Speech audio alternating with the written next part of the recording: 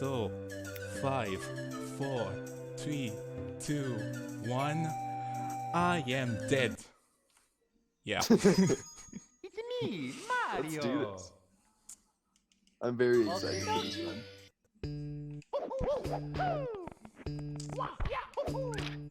So I'm gonna be a little bit delayed, just so you know, Crash.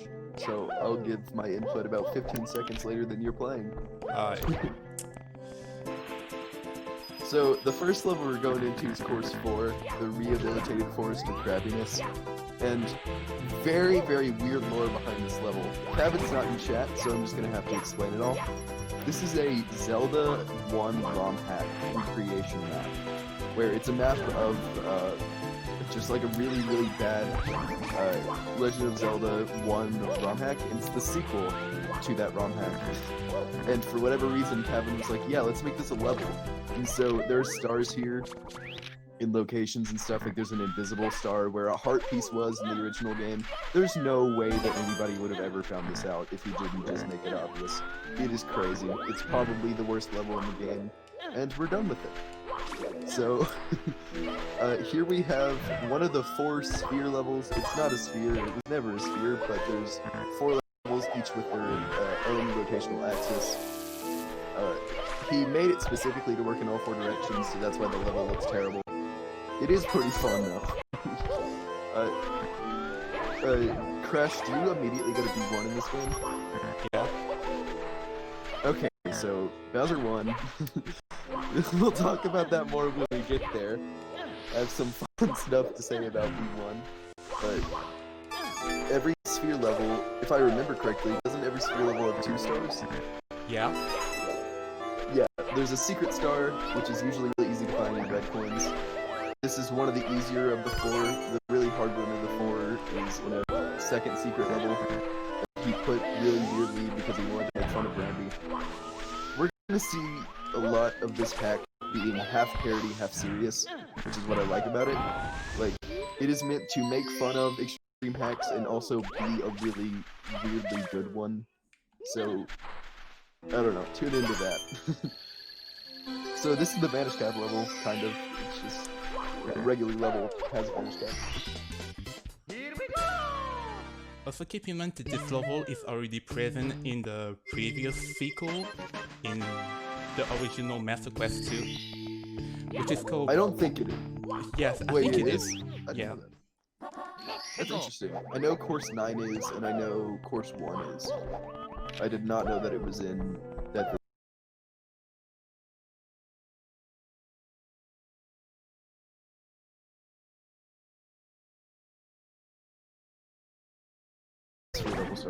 Yeah, this is definitely platforming parkour, and you know also have Ambusive style, which is also recycled back then. So yeah, so you could see quite a lot of this level from here on. I guess that's an interesting choice. Very interesting thing. The Koopas in this game are just fucking fast as hell. Oh, I think your game stopped for a second. Uh-oh. Okay, your OBS messing up. Like it's just kind of frozen. Or what? I'm not sure what's. Yeah, it's like a slideshow. Next slide, please, Crash. Please. Funny. Okay, it just fixed itself. I don't know what. Okay. Anyways, so the Koopa shell, the Koopas in this game are really fast because in Kevin's word, he tried to ASM change Koopa the Quick, but he accidentally changed like regular Koopas instead of Koopa the Quick. So here we are. Koopas are extremely quick, and there's no. Well, there is a Koopa the Quick. It's just like he just chose the wrong Koopa in the game code. Yeah, there's tiny little bit of ASM, but we'll see when we get to Bowser very, very late. But you could see at the end. Yeah, this star's not very hidden. It's just kind of on a metal box. Oh, also the overworld. Really, really weird choice. So Kevin tries to have lore in his hacks, and it kind of is lore and kind of isn't. In Master Quest 2, you start outside the house, but for whatever reason in this game, you can't leave the house until you get 3 stars, but the course order is the same. So, for example, in Master Quest 2, the first level is outside the house, and so it's course 1. In this game, that's still course 1, you just can't go to it until you have 3 stars. So that's a Kevin moment. There's gonna be a lot of these throughout the run. Just random things nobody would pick up if you weren't on a Discord call playing the entire game. Opie. Anyway, here we are at the Lost Desert. That's a weirder place to go for before the boss. Also, I had to get that star because... Also, one thing I really hate about this level, which kind of sucks, is that there's no fixed warps. So every time you get a star, or every time you die, you spawn back to the same place. The first overworld, which is this place right here. That's the living room of the house. Oh yes, and do you mind if I talk about Lost Desert for a bit? If something's going on that we have time to talk about, I have quite a bit to say about Lost Desert. So just let me know when I can talk about it because it's pretty awful. Sure. Okay, so Lost Desert originally didn't have a coin under where the box is. There's a secret level called something attic, I can't remember, which has 2 clues to 2 secret stars in the game, one of them being the secret star in Lost Desert. And what it was is it would give you a certain amount of seconds for Mario to walk and a certain amount of degrees to angle your Lakitu cam and walk north the whole time. And it was incredibly difficult before he updated it for the coin. It ended up taking me about an hour and a half, but it was a really cool star. And I remember playing through the game and almost giving up on the star, and then Kevin was like, "Do you want to use trigonometry to solve it?" I was like, no. So I can safely say that this is the first ROM hack that has ever made me almost 2 trig, and probably the only ROM hack that will ever make me almost 2 trig. So if you're interested in trigonometry, play Master Quest 2 too. Anyways, IROC sucks. Yeah, the boss fights are, needless to say, they do suck. Especially IROC, but just watch. And you know exactly what I mean. Also, I thought a good way to trigger is RNG right now. So yeah, its placement is kinda weird.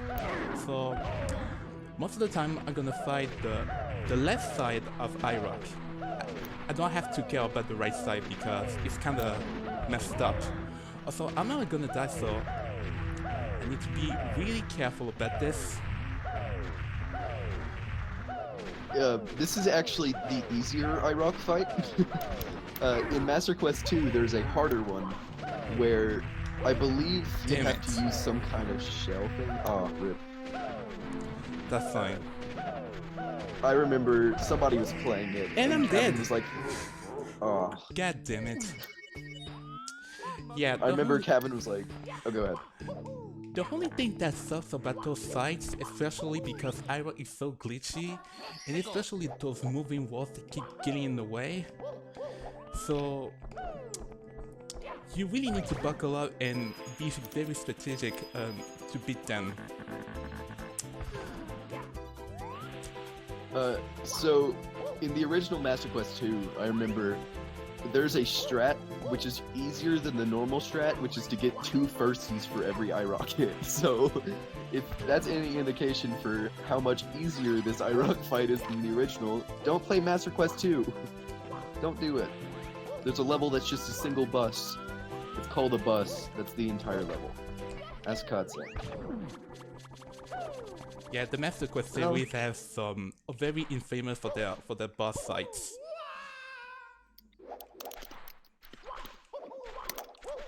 He kind of pull a Brody on it, but these things are kind of fun, but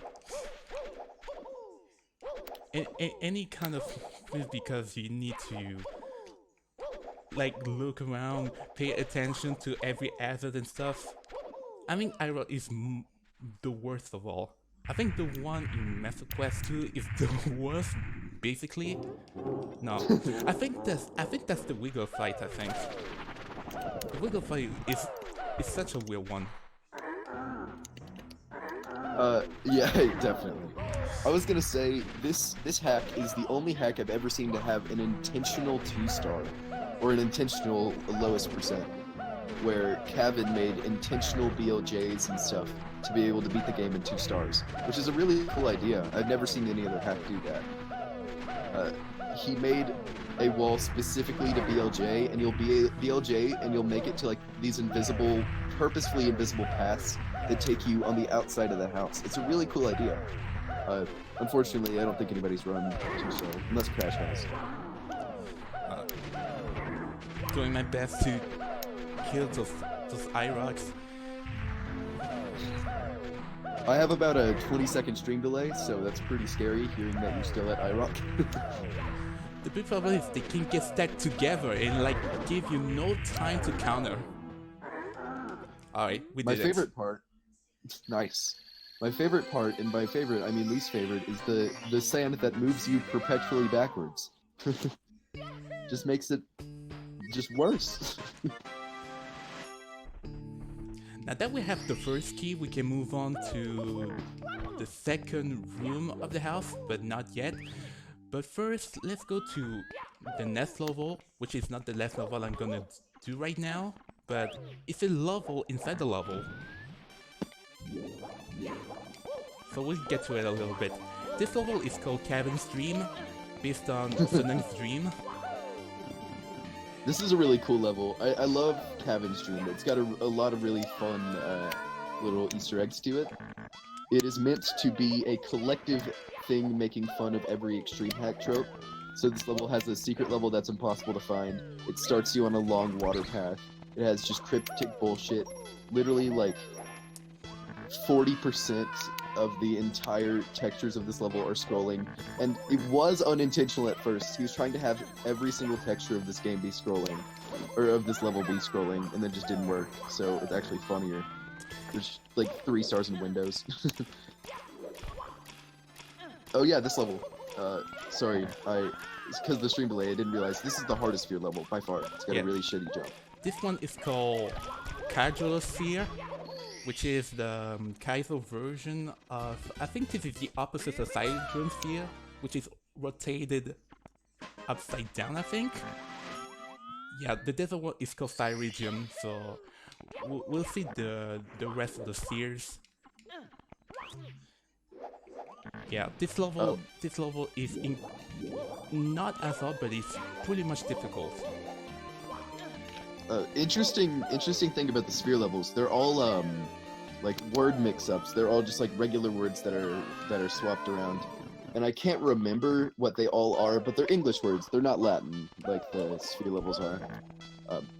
I think also they're supposed to mean something based on the theme, or just or maybe it's like based on the variation of the music. As you can see, the CS has the same variation of the Untitled Temple. This one is the worst one. Yes, it is. So I highly recommend to chat to just mute your ears, Kappa. Chat, spam Pepe D.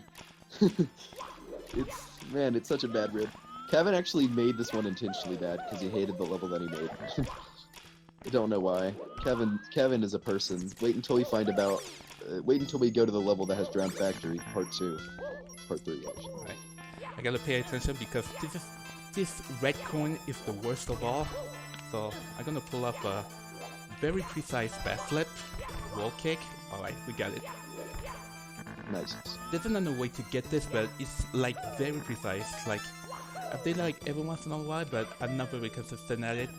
It's like just like walking off the edge and have a good speed at it. But I prefer like backflip wall kick because it's like a lot better. I just kind of cried until I got it. I don't think I ever got a strat for it. I just kind of hoped. AP blessed. Random fact, the like things on the purple switches is like a really weird picture of a cow. And it's, I don't think Kevin even knows what it is. I think his friend used it as a meme, and then he just kind of put it in his hack, and he doesn't know what it is. So if you're ever like, Kevin, what does this mean? Half the time he'll be like, I don't know. So that's how it feels like to play this hack. Oh my god. Okay, I thought I was in a bad spot. Okay. I really do not want to choke anywhere in the spheres.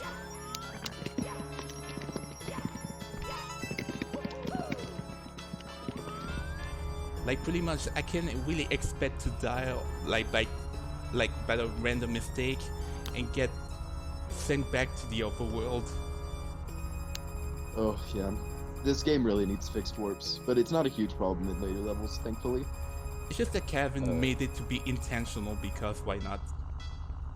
Yeah, let's just say every single flaw in this game was intentional. It's weird because half of them were. Because let's just I think actually personally this hack is like the best one so far. Just because it's a remake. Oh, I missed one. I missed a red coin. That is not good. Oof. Marco. Oh, I think I know where it is. Oh, of course, that one. Nice time loss, but whatever. It's not that big of a deal. The game is kind of a remake. It remakes a few levels. Course 9 in particular is like kind of a remake, kind of a joke level. It remakes, I think, 4 levels across the entire game. The rest of them are all brand new or spins on previous things you made. Yeah, course 4, course 7, which are all the spheres. They're all really back there.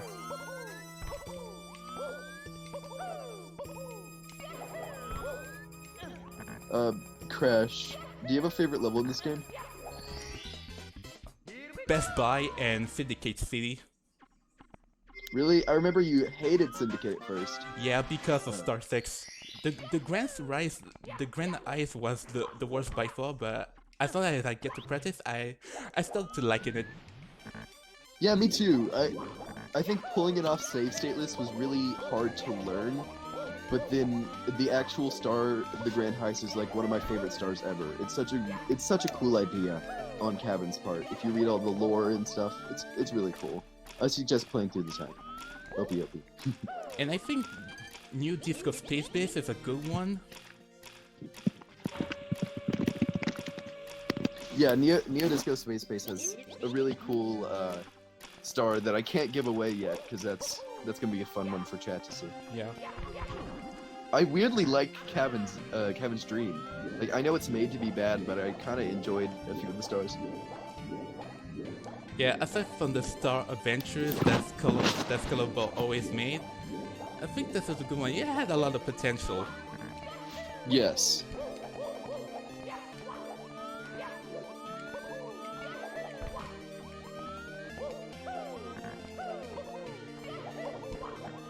The troll stars in this level. There's no trolls. Well, there are. There's just a huge platform with like 40 troll stars, and one of them works because Treasure World. There are Treasure World burns. There's EE burns. There's Nod burns. There's an entire level that's just a ripoff of Stars of the Beast Course 3. There's a lot of stuff in this hack. Yeah. The one I got is the real one. You can tell the difference because I think Kevin did say like the real one is like slightly lower than the others, but like how can you even guess that? They're 2 units lower. It is literally like 1 or 2 units. Kevin was like, well, they're technically different. It's like, yeah. Kevin.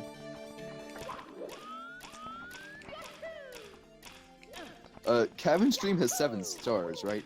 It's the most stars at any secret level. I believe so. Yeah, that's 7 stars in total right here. I've got to say my favorite star in the level is the one that has the Inviswall sign platform like in Star Revenge 7. It's the sign that says, oh, there might be an Inviswall here, and so he purposely put an Inviswall so you had to just get a wall kick. Yeah, that's quite a bunch of stupid invisible walls. Yep. Honestly, I've never seen any hack pull off a joke as well as that. For such a meme level. The star that you just did, I had a whole lot of trouble finding. Probably because, you know, Yeah. it's made to be hard. There's is there 2 or 3 window stars? I think there's only one inside of the houses.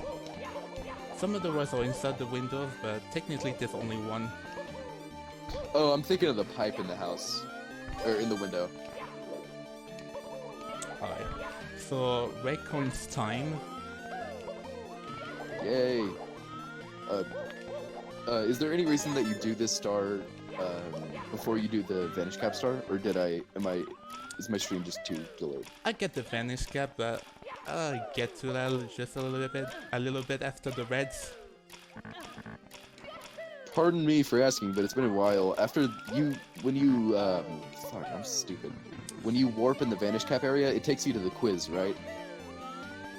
Yeah, I think so. So the quiz, it has a few questions about Cavan's best Discord friend Hopper, which is a person that made a whole lot of inspirations for this Oh, map. I got it. I had a lot of trouble because Enrage doesn't work anymore on my end because I use an Xbox controller. Yeah, Xbox controller doesn't seem to cooperate with Enrage, but since I'm using Jabber's input plugin, and so I cannot frame walk this time. I can't frame log for shit. I can't. I'm so bad at it. Yeah.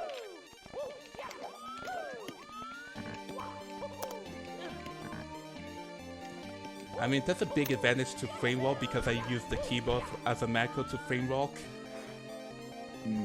It's just like Enrage has been an idiot. It didn't want to assign my controller inputs, so it decided to like, oh hey, let's just not give a shit about your controller and turning your buttons into a keyboard triple question mark like something.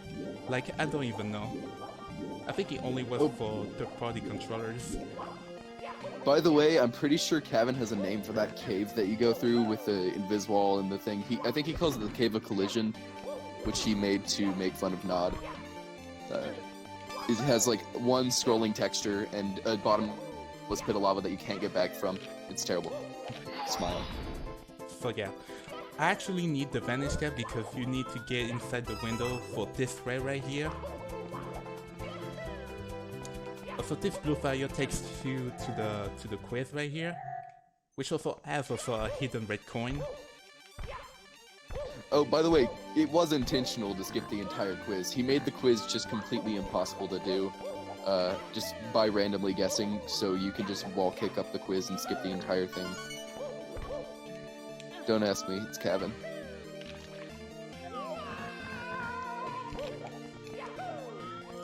Alright, so here we are. Last red is inside this pipe.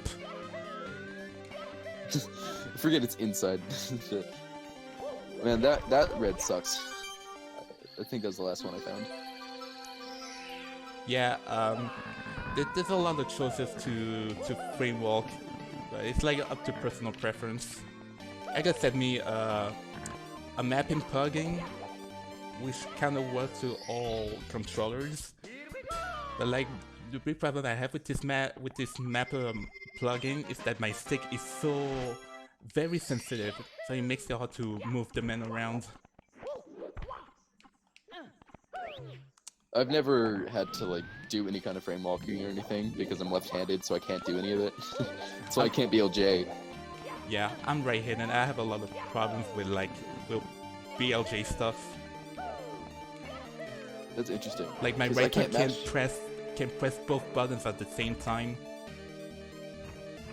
I don't know.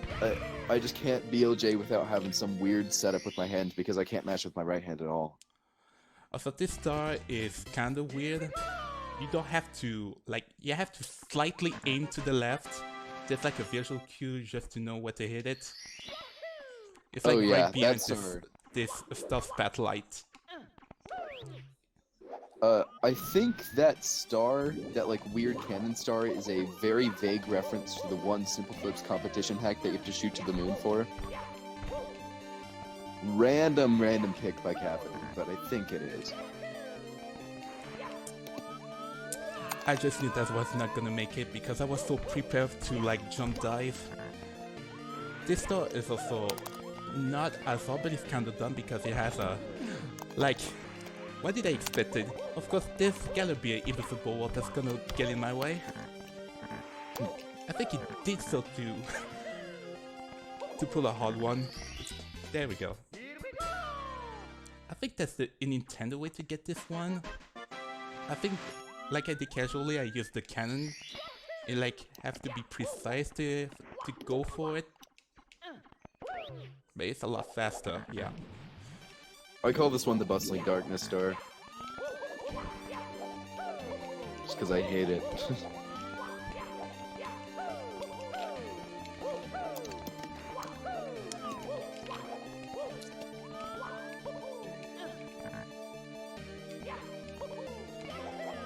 Also, this one is kind of pretty sketchy. I don't know what it is.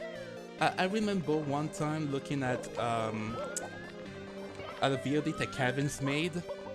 Like, he did say like, where does this music come from? Because he made most of the music soundtrack, which was kind of nice.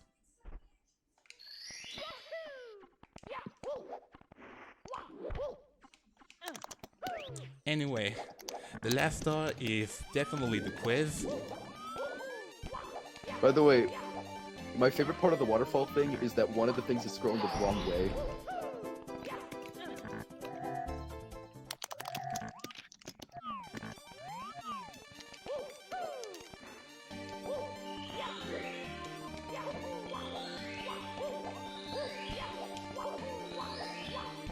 Alright, this, like, the questions are pretty much meme, but I don't have anything to say about.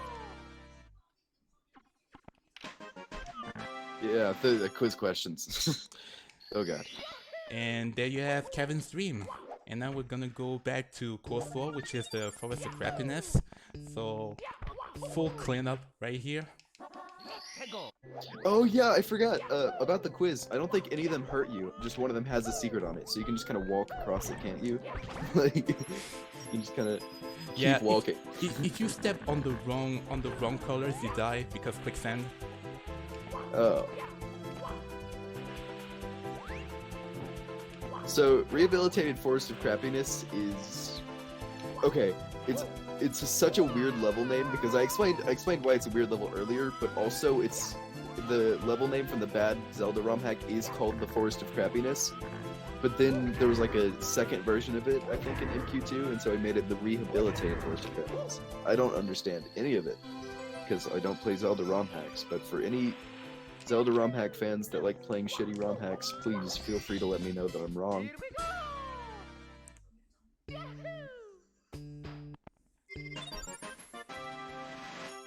Nice Booget. Isn't one of those, or like a certain type of the platforms in the Boo fight, quicksand? I remember there's something about it. I think those tiles with those tiny blue pellets are like lava, but the rest of the floor are not, are just like safe ground. I don't think Kevin has a reason for making the Boo Mario. I don't think that there's any kind of thing to do with it. I think it might have to do with the ROM hack, considering the star name is Merrick's Mirage. So maybe like a Mirage type thing. Oh yeah, Crash, when do you do Pancake Land? Do you wait until the 4th entrance to do all of it at once?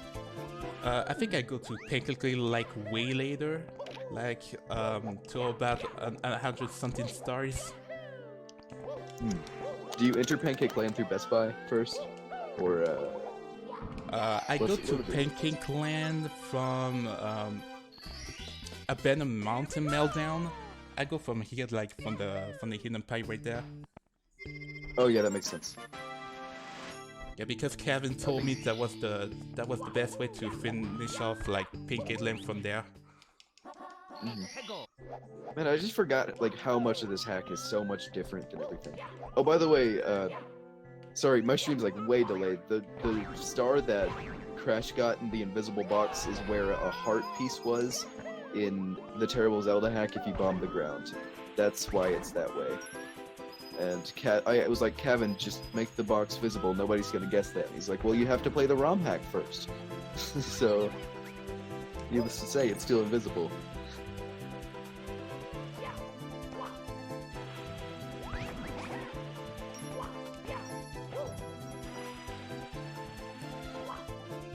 The Vanish Cap star on this level, where you go through like a certain section of the trees, I couldn't find. It was a really weird thing.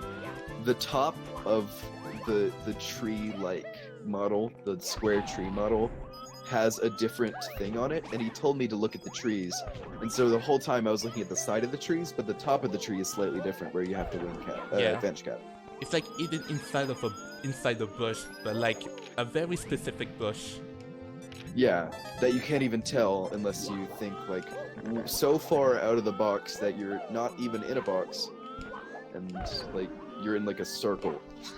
So I don't know.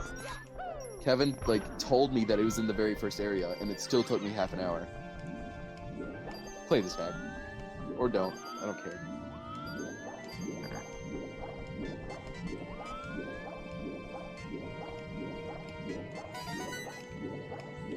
So the music from you're hearing is actually from Zelda, A Link to the Past, The Dark World. Oh yeah, it's not a very good port of Dark World, sorry Kevin.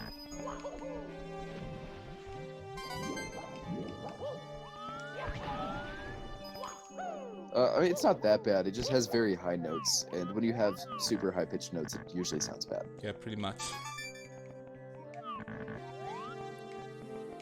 Also, one good thing about this level is that you can like squeeze through the corners of each tiles. Yeah, you see those walls are completely out of bounds, so you cannot just jump over them. Did you find the sign that tells you that you can do that, or did you just find it by playing it naturally? I think I found it like very randomly. I remember I was like, my controller glitched out and I walked straight through the thing that has the sign in it. It was interesting. I think it's also a reference to the original Zelda thing that just has a glitch where you can walk straight through the trees, so he made that a functioning game design. Kevin's great.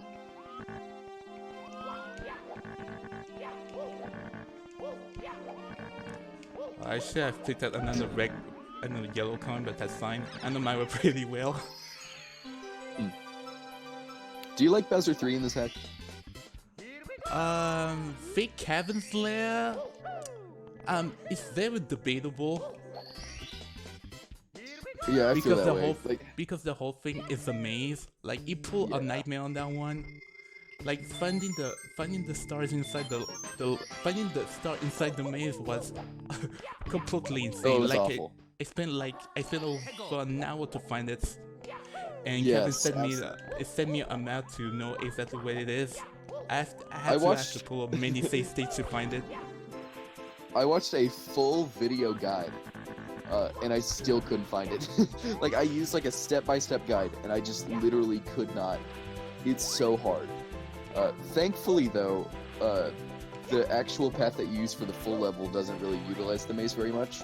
I think the maze star completely kind of ruins a lot of the level, but the red coin star in that one colored area is one of my favorite stars in this game. I think it's great. It's probably the coolest like water changing star I've ever seen. It mixes up wind and metal cap and water changes. It's just great.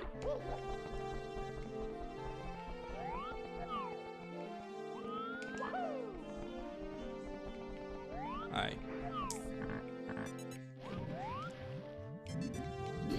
And there you go. That's the only way that you can get this, so like squeezing between the corners.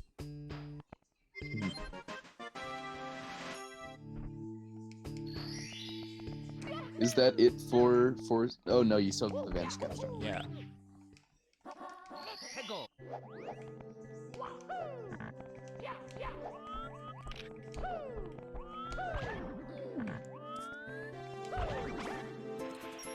Very funny. Yeah, sometimes when you kill the Koopas, because they can just like move around like crazy, they can also give you like an extra blue coin if you're lucky. Oh yeah, just kind of cucks you sometimes. I don't know if I can say that anymore.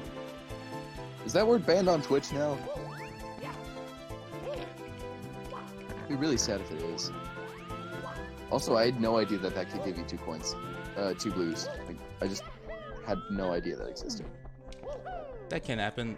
You can see that if you've seen the Catman Takeover 64, the original. It can also give you, like, the Goombas, they also can give the big Goomba ones, the big Goomba ones, they can give you like two blue coins instead of 1. Anyway, the secrets right here are just more by those huge stones pellets.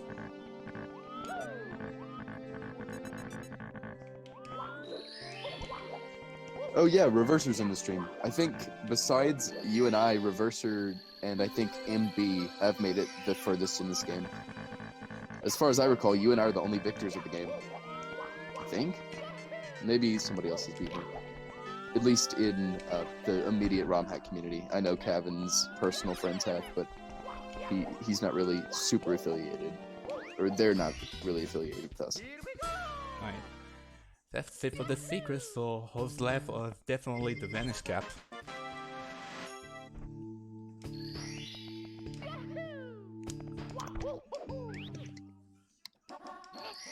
Beneath the bush, rightfully so. So now I really don't need to beat against the Koopa, so I can just go like by foot. It's a lot faster anyway.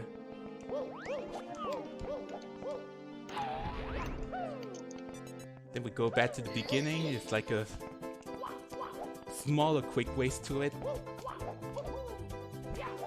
This is like, what's the star name for this star again? Beneath the bush. Yeah, it kind of alludes to it, but there's like no way you'll ever find it without some help. And I'll be honest, I probably would have hated this hack if I didn't have the creator sitting there hand and foot to tend to my every little baby need. Yeah. It was weird. Anyway, next destination is Coast 1, Land Without a Hado. I have no idea what a Hado means, but like, what the hell is a Hado? Kevin, what the hell? What is wrong with you? I have no idea. I have no idea. And Hado is also the name of the MQ2 level, I think. Yeah, Land with a head. So it's like a smaller and better version of Master Quest 2 Course 1. But apparently it's now without Hado. Unfortunately, I don't know what Hado is. Sorry that he's gone now, I guess.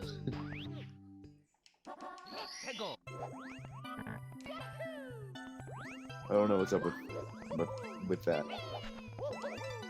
Yeah, this code is a fun one. Also, it has this like 2D style maze. Reminds me of Rainbow Ride, pretty much so. Yeah, I found that actually a really cool idea. I don't really see that often. It was like very shoddily made, but still cool 2D section that has some pretty cool potential in it. It's used in this game's TD, which I mean, it's very obviously a rip-off TD because the entire point of it is that it's TD colors. Yeah, we'll get back to that one specific vote that's based off Sun and Stream because of the color and many references like all around. This one is also kind of interesting. So that's the intended way to get that star. You actually need the metal cap for it, but you can just cheese it. Also, come back with the cruise bubble. There's so many weird names for the stars. Also notice all the typos also, like mountain climb bind, the secret orb. It's very weird because Kevin seems like a guy who he just gives off the energy of a person that is, you know, a bitch about grammar. I always know so many people are doing really bad at English, but so am I. I'm not really a native English speaker, but I'm doing really much my best. I mean, he's definitely, I think he's a native English speaker, which is like, it must have been some kind of reference to MQ2, but MQ2 and MQ22 are only 2 years apart, and I think Kevin's like 18, so. Yeah. You should have this one already. Yes, game, I should have this one, which is basically the secrets.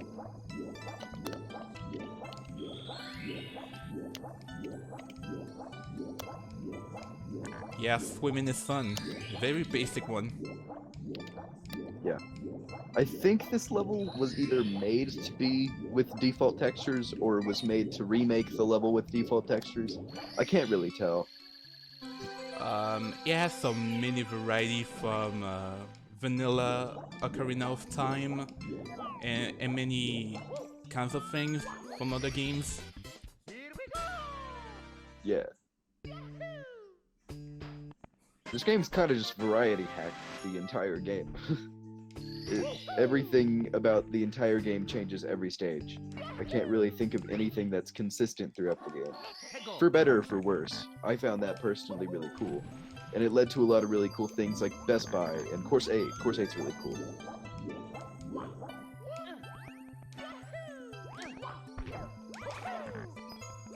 Course 8, I think, honestly, is my favorite level in the game, besides Best Buy.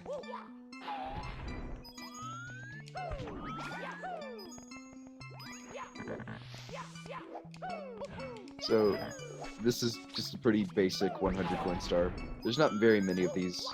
In fact, there are stages without red coin stars entirely, and 100 coin stars. Course 8, for example. This is just kind of... I don't know, this is just kind of the most normal star in the hack. Can't really say anything besides it's a red coin collection star with kind of weird collision. Yeah. That's a pseudo remake. Also, the red coins are almost in that 2D section maze, so they are like unclose together.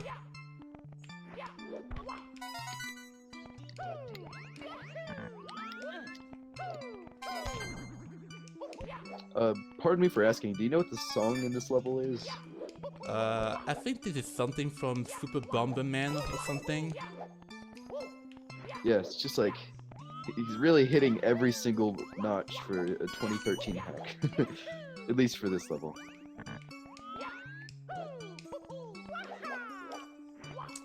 Nice kind of physics.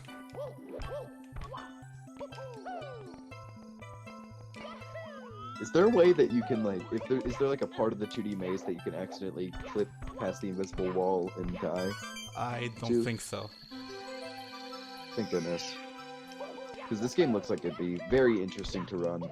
This just looks like a very interesting game, so the run's constantly changing. I was literally going to do any person after 120, and I didn't find the time. I just only theorize and find what are the fattest stars I could get. Yeah, there's an any person category.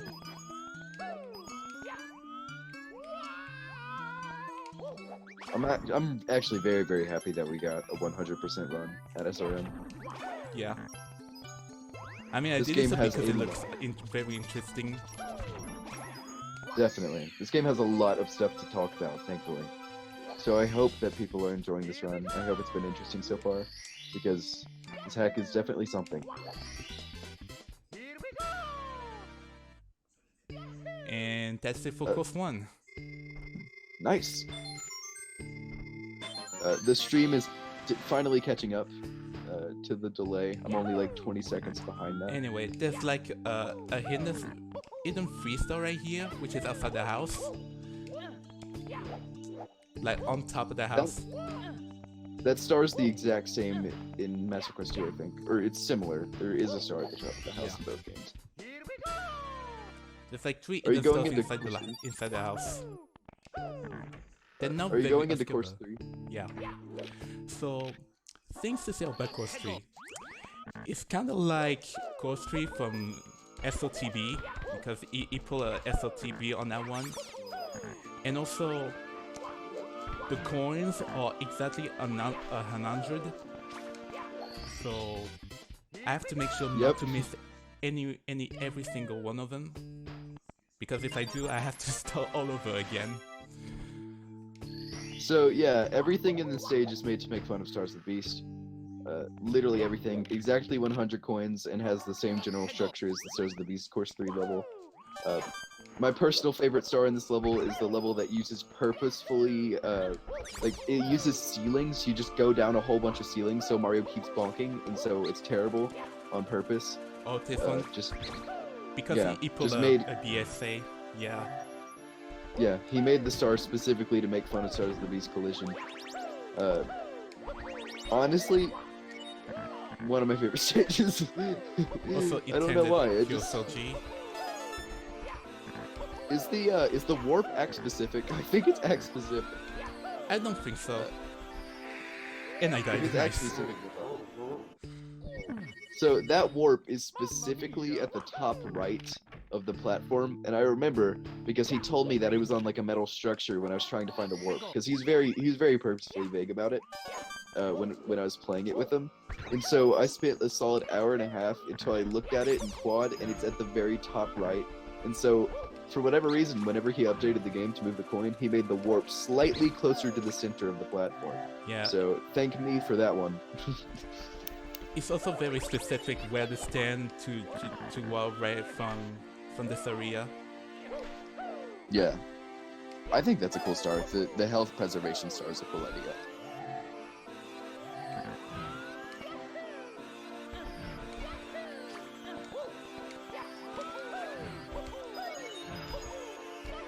Unfortunately, it's not true to Stars of the Beast because I ended up having fun playing it.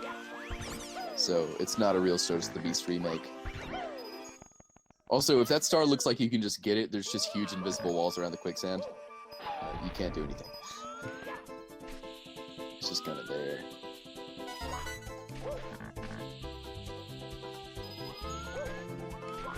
Did you find a strat for the ceiling star? Because I just kind of did it until it worked. Yeah. But so many ways, I only die if I'm really consistent at it. But we'll figure out.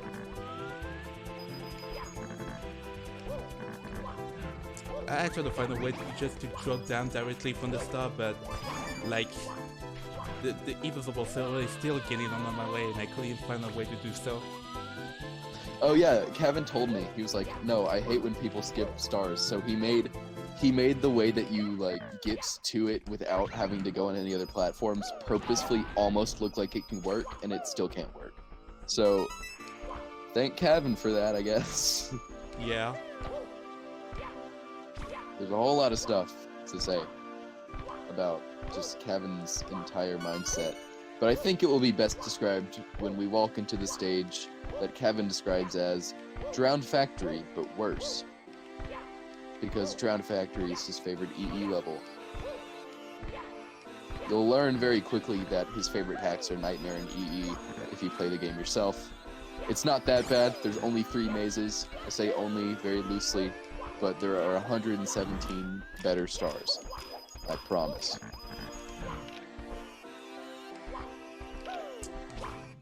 I think that's the correct angle.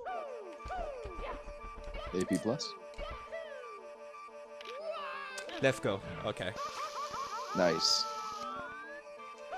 Yeah, I have to make sure not to react too late because I can get hit by the fire and hit the star at the same time. And then we have our 100 coins.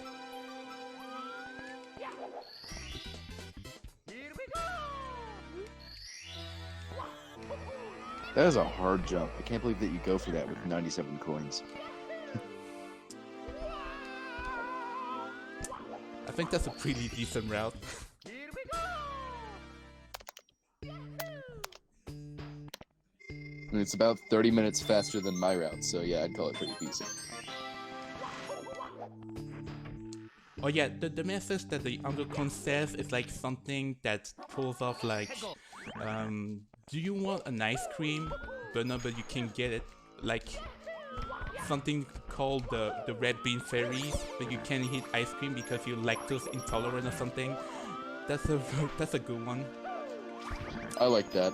I like how it's also kind of a burn on the Star Revenge cake and ice cream thing. I love that. Yeah, the meaning of that, the ice cream.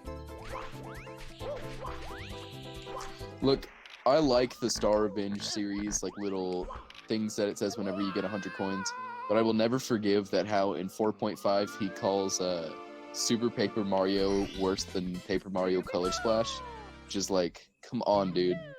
Like, at this point, I'm starting to agree with Phantom. I never play Color Splash, neither Sticker Star, so I cannot have a proper argument about it. I played Sticker Star, and I like Sticker Star. It's just not better than Super Paper Mario. Super Paper Mario has a good story and pretty good gameplay. Sticker Star has pretty good gameplay and no story. So, I don't know what to say there. Chat, what's your opinion? Is Sticker Star an overhated game, or is it better than SPM? Mods get /ban ready, and just share all your hot takes. Alright, so the BSA thing, oh my god. Oh yeah. I don't just knew know I if was it gonna isn't direct. get hit by that stupid invisible ceiling. Mamma mia. I don't know if it's a direct reference to BSA because I don't think he's played BSA, but he still like made it I think he did. that way. It's a reference to the desert stage. I've never played BSA. I just assumed Kevin hadn't. It's really, really bad, but I can actually relate if it was actually this good, and if only the late levels weren't that bad, you know. Core 14. Course 14 is Neo Disco, right? I think that's the worst of all. No, goddammit. Rip. Mamma mia. I say rip because I hear you die, but I don't see you die for about 15 seconds, so it's a very soulless rip. So give me about 10 seconds, and then I'll see the death and be like, oh. Isn't that precise, but it's still kind of difficult. Oh, that was so close. Okay.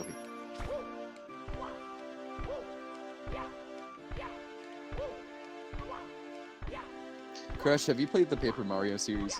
Just on the topic of that. Only up to Super Paper Mario, and that's it. Do you have a preference? And Paper Jam, with no exception, as that it's not really up from the Paper Mario series, but it's kind of like it. That's all deaths already.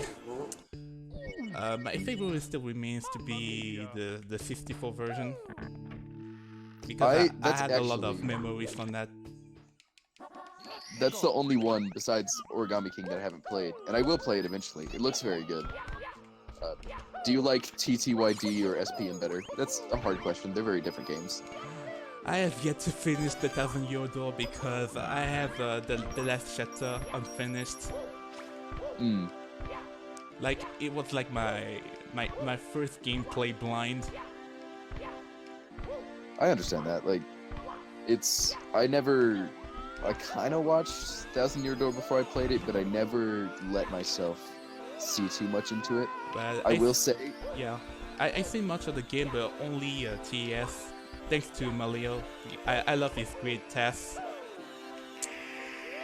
I do not understand this.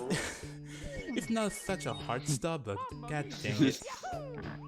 Yeah, Kevin tried to make the most annoying stage possible, and boy did it almost work. The dropper section that's ripped straight out of a Minecraft server is actually kind of a cool start. Even though I practiced this much and I couldn't even like pull that one up. Should have considered get this one first or studied this level.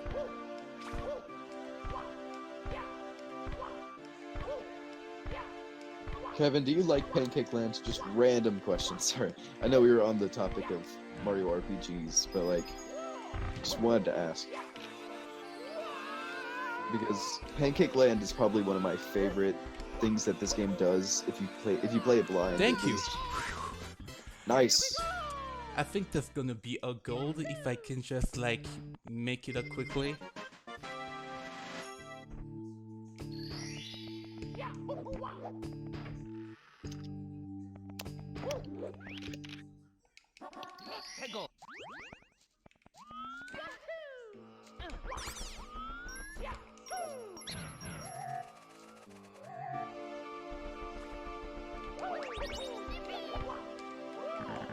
Oh, yeah.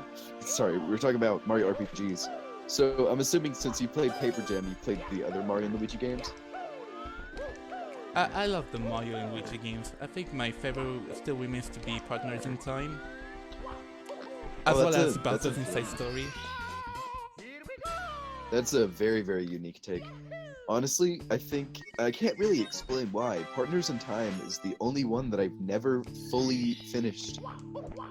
Except Paper Jam. I just couldn't bring myself to finish Paper Jam. For whatever reason, I love the concept of Partners in Time. It has some of the coolest like team battles in the series. I just don't know. I just never finished it. I love Bowser's Inside Story, and I think that Dream Team is fantastic, except it has way too many tutorials. Yeah, I like Dream Team a lot, especially the soundtrack. It has a big vibe. What the hell? Wow! That bat just wrecked me. Wait, what happened? Well, actually, no, don't tell me. I went to see. Give me 10. No, I've literally tried to jump underneath the bat and it just like knocked me off. Like, did not understand.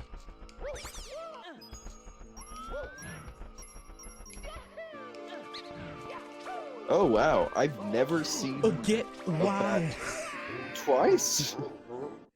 I literally I have tried never to move around and he just knocked me off. Okay, I'm gonna get revenge on this guy. You're actually gonna get it. Actually, I don't think I've ever seen a bat ever kill anyone in Mario 64.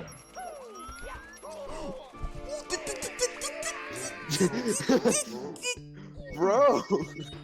What's happening today? I'm really gonna have a bad time in this marathon. I cannot explain myself. How could it just happen? Dude, it is March 2020 all over again. What is with bats in this year? They started the year off making our lives worse, and they ended the year off making our lives worse. Yeah, I think there was things, but like, no! Oh my god, dude.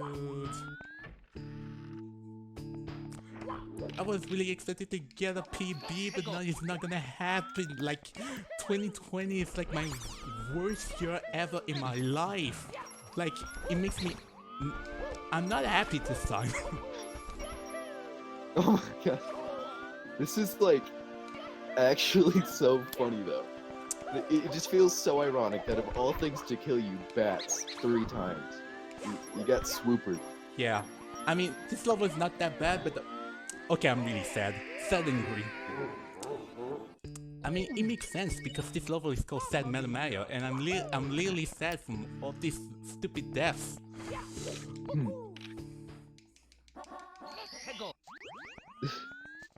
What is happening? I'm really lagging behind if I die so much, so I actually need to be really good for the next level. I mean, come on.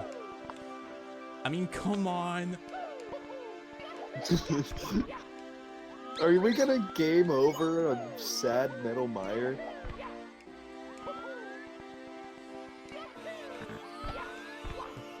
Let's see. Jesus Christ. That's really pathetic. I mean, get all the chokes out in the 20-second star so you don't have to do any in Best Buy. Well, starting Best Buy at least. Honestly, worst warp in the game is Marble Realm. That one sucks. It sucks that you have to go that whole way to just like be set back to the void area. Yeah, because there's a sign that says, if you die in this level, you die in real life, which means that you actually die in this game and you never come back because the game has an intentional green crash that Kevin's like did on purpose. Like, why? Seriously? Okay, Marble Realm. Marble Realm, I don't know if I'm gonna be here to commentate Marble Realm, but Marble Realm is a very, very specific story where the way that Kevin made it is that he said in every one of his hacks he needs a drug level. Marble Realm was 1. Every single platform in Marble Realm is a one-way, so you can't see it unless you're at a certain angle. So basically, he made the background, the background's like completely stupid and stuff. I don't think that's in my run, but okay. I didn't want to go to course 6, but yeah. Also that's the infamous fog level. I call it fog off, but it's literally less fog, then more fog, then the fog. Yeah, very clever name. The story behind it is that the original level is called More Fog Than the Fog. And then people hated More Fog Than the Fog because it was too foggy, so he made the same level but then got rid of most of the fog, and so called it less fog, then more fog, then the fog. And Oh, here we are. I'm like 10 minutes away. Well, okay. I went for the yeet stars, but I failed. Whatever. Oh yeah, the B. Okay, the B area. There are, just like his drug levels, there is a B area in every cabin hack. Just because. Yeah. Anyway, KBO2 course 10 hype. Yeah, that's course 8. Course 8 is like fantastic, but it's like crazy. So the gimmick about this level is that you have to run very far to the top, like in many places, and the water is rising like crazy, and you shouldn't get the water get to you, or else you die, technically. And if you do, like, just soft luck. Oh yeah, this level's very cool. I love this level.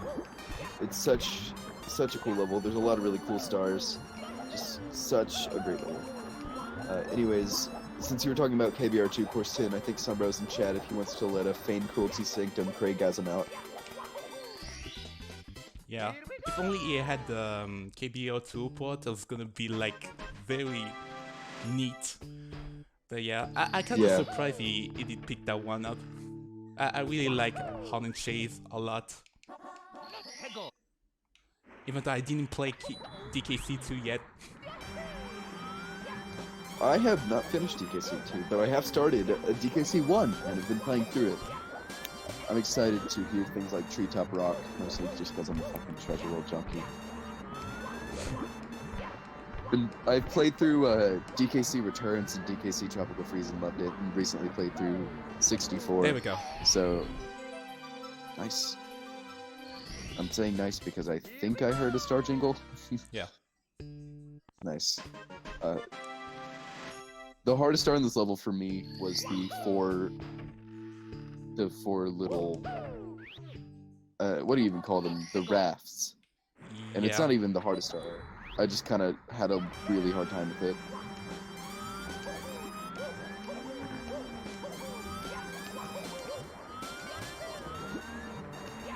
I can hear the terrible rip through your mic. This is fine. The rips in this game are either really good or something. There's something. But there are pretty much some good songs like in this hack. I think the one I like the most is definitely Mountain Meltdown. Yeah, that one's really good. And basically Fake Cavin's Lair. I mean the maze one. I think I've heard this somewhere. Yeah, it has that kind of Kirby vibe onto it. And I tried to look into it. This music is like very unique. It has its own style, and that's great. It's kind of like how people love Rambi chords. It helps that everything in the game is made by Kevin, for better or for worse. So all this extra stuff, the songs, the weird references to MQ2, all of that helps build that. I wouldn't say immersion. This hack is not exactly the most immersive, but still. So what I did here for the Mellow Cap Star, that's not, like I said, you do not want to get the water get to you because you made it soft lock, because this whole thing has specific condition to it with the water. If you cannot like swim around because you're literally dead, the whole thing has water current to it, which is why like you need to react so fast. You have to think fast. Fun-ish fact, and by fun I mean it's actually a fact that sucks. He made the metal cap timer really long in this game because of the star that you just got. Because you need the length of the timer to make it to that star. And so the thing in Pancake Land where you have to get the metal cap to sink into the water and then you just have to wait for like 40 seconds, Kevin just couldn't find a way around having to just sit there and have it be terrible. So that's why that coin sucks, because this star doesn't. That's some good reaction time. I gotta say, this has been really impressive to watch get all in one, because this is definitely one of the hardest courses in there. By the way, for whatever reason, Kevin just didn't add an elevator patch. I was like, Kevin, add an elevator patch. He's like, well, that would ruin the difficulty. So, here we are. Alright. All is left of the red coins, and also course 8 is the only level that has no Angel coins. Just because the fact this team is only like raising water. So nice. And that's good. That's really good. I love the red coin star in this level. It's another reason why I advise people to play Star Road Masters Challenge when it comes out. It really well utilizes having you start in a different area of the level and having different act-specific things that don't get annoying. I think it's pulled off very well. But still, every level starts out with the same thing. Also, the reason that the intro has 2 layers of slides is because it's a toilet. It's just you sliding down the septic system.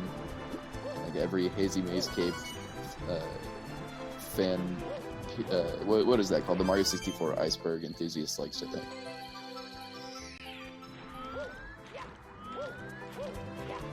But yeah, that star's sick.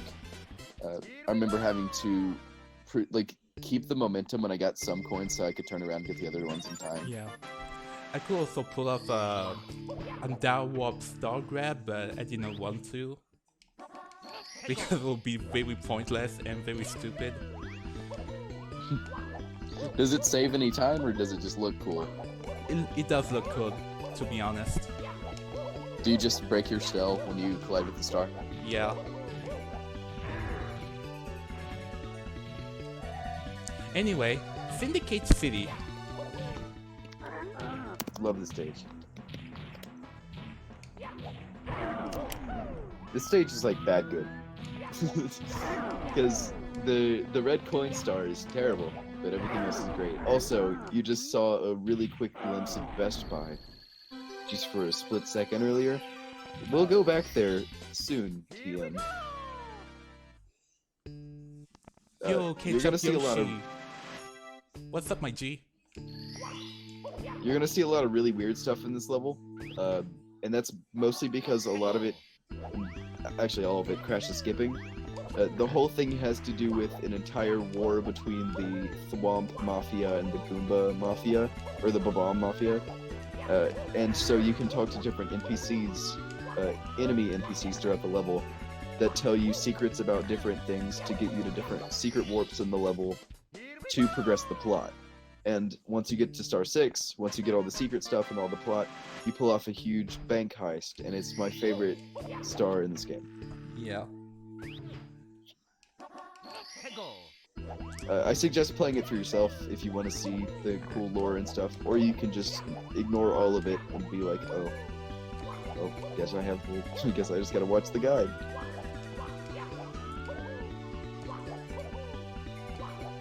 The entirety of Overworld 3, which is Syndicate, there really is no Overworld 3, but Kevin said that Syndicate is its own Overworld, / Best Buy.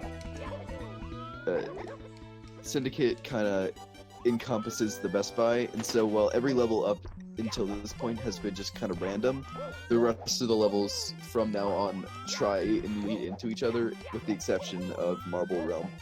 So they all kind of make sense for where they are. All the secret levels in the Best Buy and stuff, they're great. There we go. We cut up to Koopa the Quick. Did you get Koopa the Quick first try? Yeah. Nice. I remember having a lot of fun trying to find the right route for Koopa the Quick. Me Also, too. not a lot of fun. Just because this level is such a maze, it has no map to it. You just need to be keen on your senses. Yeah. I remember having to memorize, I would take a route that passes by the Best Buy, so I had to memorize, what color house to turn at and stuff. It was fun. Yeah, the bubble police or kind of give you a hint just to know where exactly when you're supposed to clear your objective, technically. But yeah.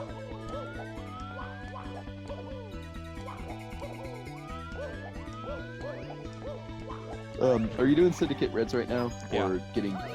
Okay, so... I'm assuming you do hundreds in Reds at the same time? Yeah, It'd be all kinda weird. combined.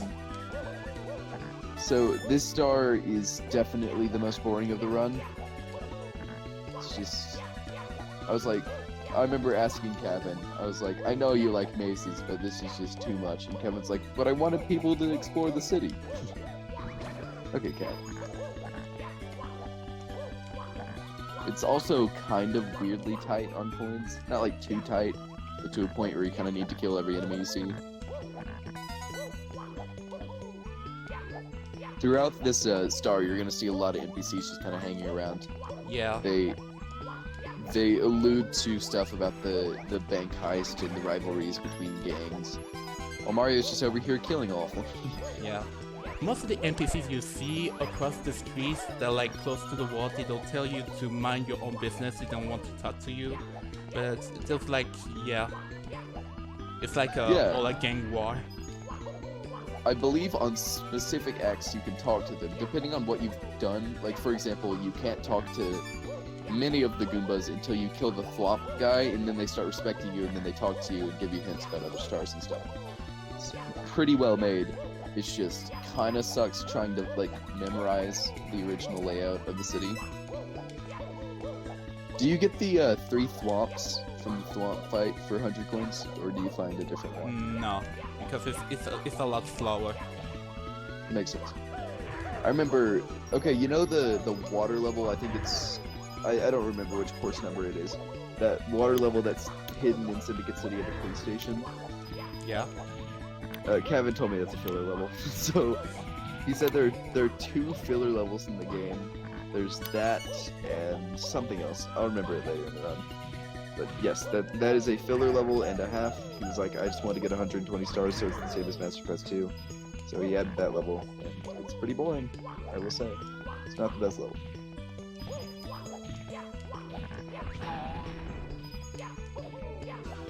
Do you go into Best Buy after this, or do you go to more next I go to Marble Realm.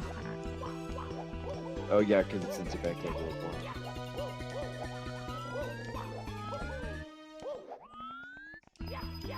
I will say, thankfully, most of the stages are extremely close together. You just kind of walk into 2 doors, and you can go to every level in the entire game. So that's nice. So even without fixed warps, it doesn't really get in the way. Most of the time, I will say, it is an annoyance. Darn it.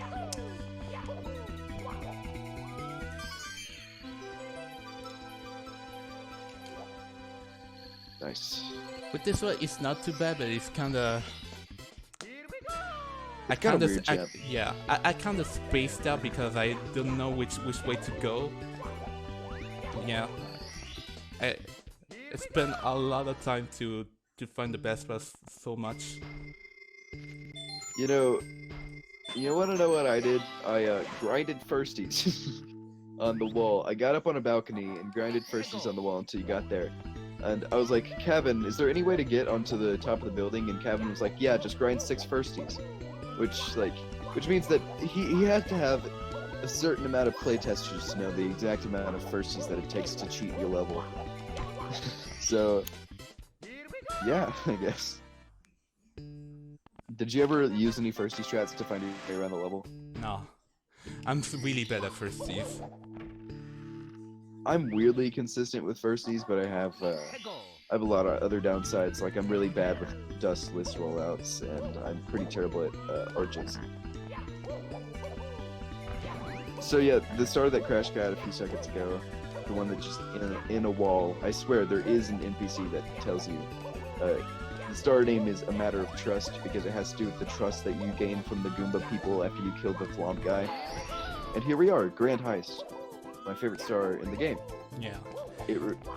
It's one of the prime examples out not to speedrun this game, but you want to. But yeah. So, Crash, if you want to explain a little bit about the gameplay of it, Alright. that'd be cool. So the Grand Heist is like something that pulls off some kind of Metal Gear Solid thing, like tactical stealth in general. This red floor you see is actually a death plane, so you can't jump over it because it will kick you out. And the star I'm gonna get is like enclosed behind the wall.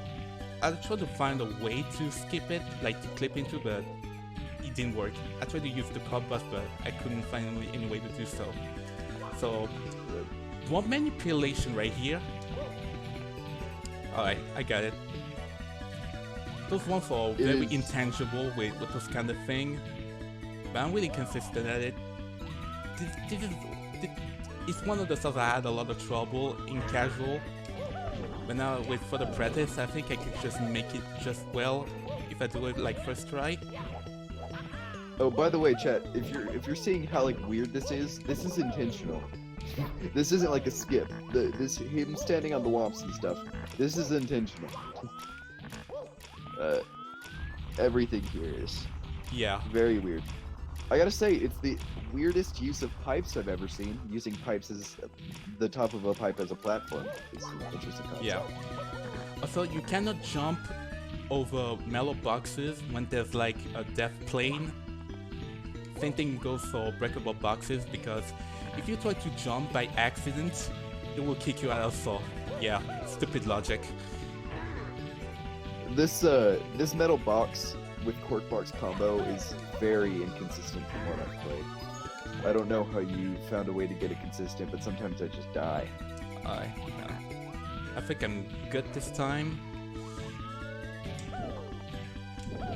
Here we go. We got it.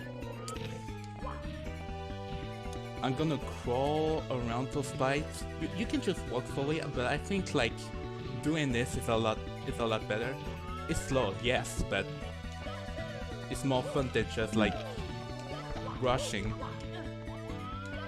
I wish that this hack or this star was like every single star in Puzzles for Yoshi. That would be the coolest idea. Like we need a truly puzzle SM64 hack, because PFY is cool, but a whole lot of PFY is very simple puzzles, and this is like the most complex puzzle I've ever seen with just very basic Mario 64 tools. Anyways, Syndicated City is done, but we're really gonna get through the city because there's so many levels in here. Let's go stand inside, but we're gonna go to Best Buy. But Awakening, we're gonna go to Mobile Ram. RIP.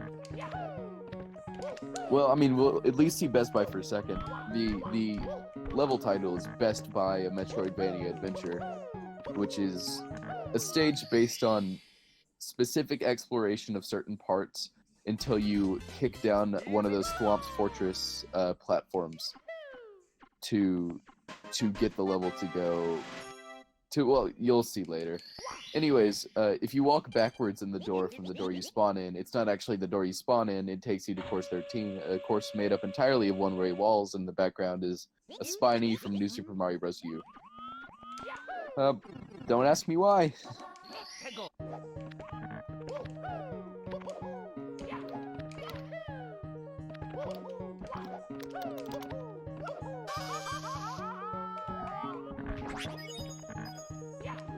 Also, that bomb. I'm not sure how you do 2-star. I think, if I remember correctly, Syndicate City doesn't have any star requirement. So, because the two stars that you have to get are a star in Marble Realm, I think, and Bowser 3 something. It's a really weird requirement. Yeah. But it's a cool idea.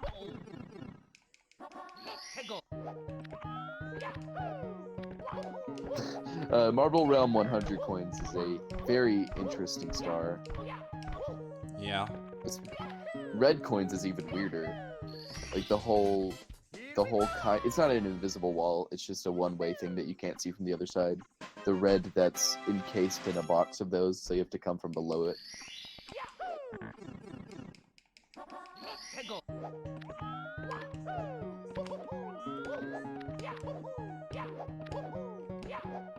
But yeah, as I said earlier, this is the drug level. Kevin made it because he needs a drug level in every hack, apparently. As we all do, I think. I think he took that from Nod.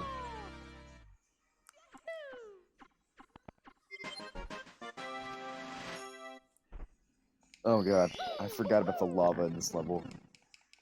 The lava bounces in this level are ranging from bad to worse.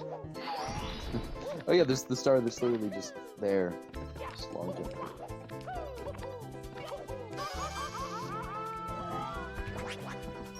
Oh, I remember what the background is. It's Buzzy Beetles hitting the top of Mario's head. You can see the life bar. Kind of. It's in, I think, New Super Mario Bros. Wii. I couldn't really tell what this background is coming from though. Yeah. It's an extremely close-up image, I will say.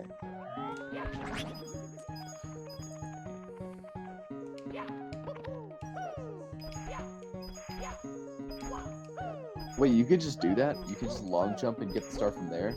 Yeah. Oh my god. I got the star by doing wing cap, and I thought it was a really cool star. You get the wing cap and you triple jump, like fly, and you get an angle low enough so that you can go under the one way and teleport yourself up to the star platform. I had no idea that just one of the angles worked. Guess I'm stupid. I had a fun time. I like how every star name in this entire level is empty.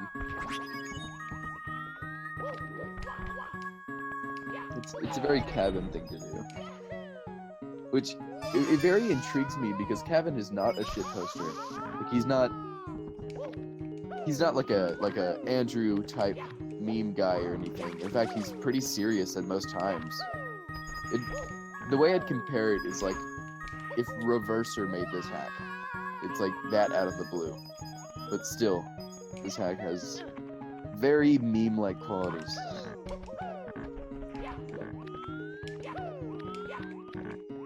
I think I'm good. I thought I was like literally screwing on myself.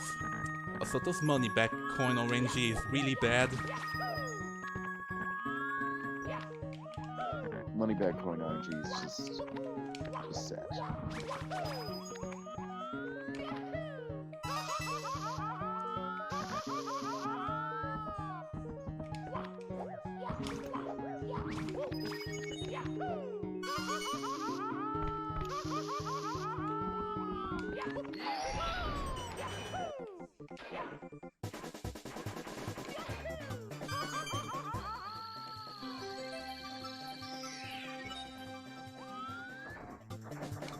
They get that pokey get to me, and there we go.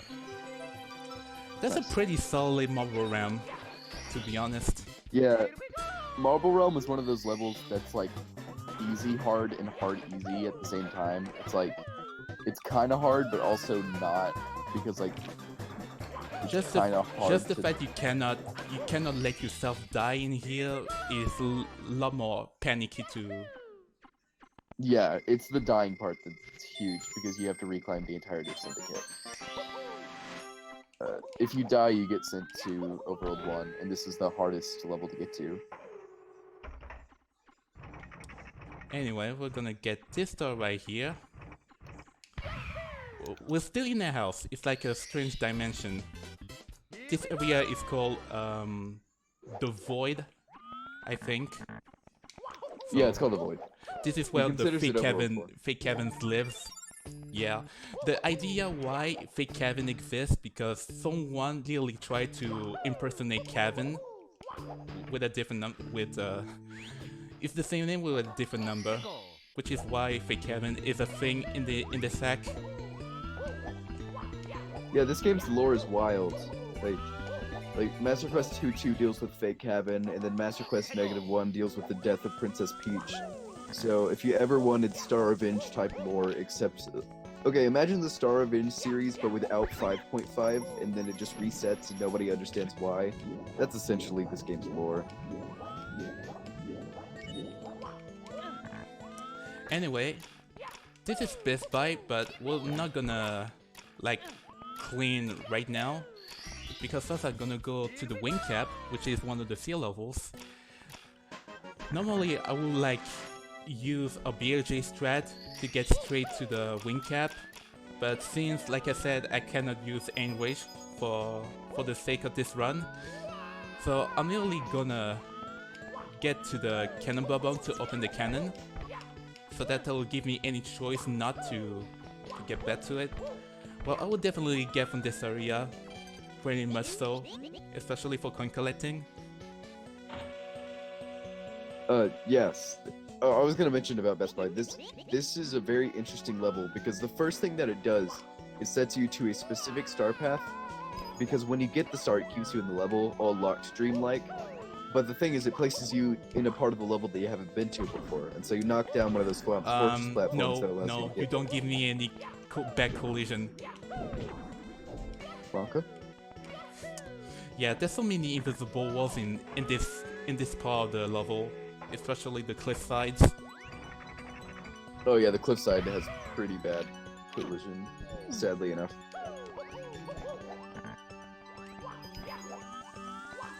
But yeah, the entire point behind the stage is that different things lead you to different areas, and they're all kind of different ways of going around it. It's interesting. Like you don't ever think of.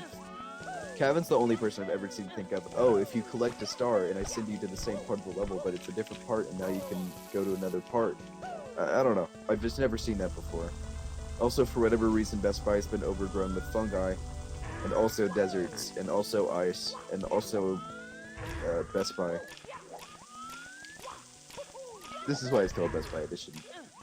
There is no Best Buy List Edition, because, I mean, even if there was a Best Buy List Edition, nobody would play it. I mean, it's Best Buy. It's fucking Best Buy, dude. Don't you guys love Best Buy? It keeps all of your favorite games not in stock. Here we go. This is the Vanish Wing Cap. Why did I say Vanish Cap? Geltosphere, which is a sky ice level. Yeah, because it has the blizzard effect. And yes. How do you spell the sphere level? I think I remember what this Gelto. is. Also, yeah, I get the third red coin. The third red coin, I just find it pretty easily because it's a lot faster.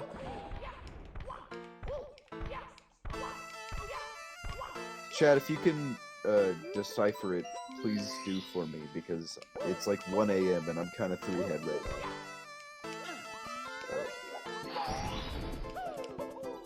But yeah, this the entirety behind the Best Buy is really cool. It has way more stock than my Best Buy ever has. Like, my Best Buy keeps all of its stock in, like, one...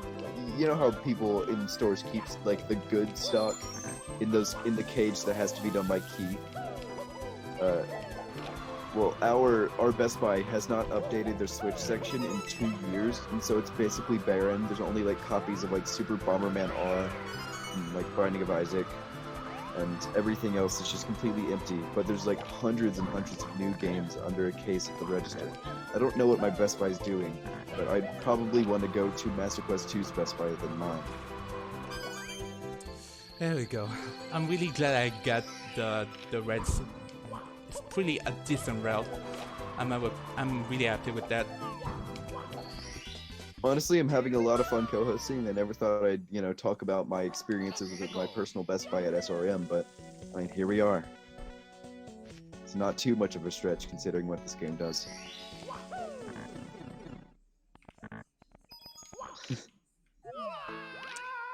Anyway, 3-star is down over here.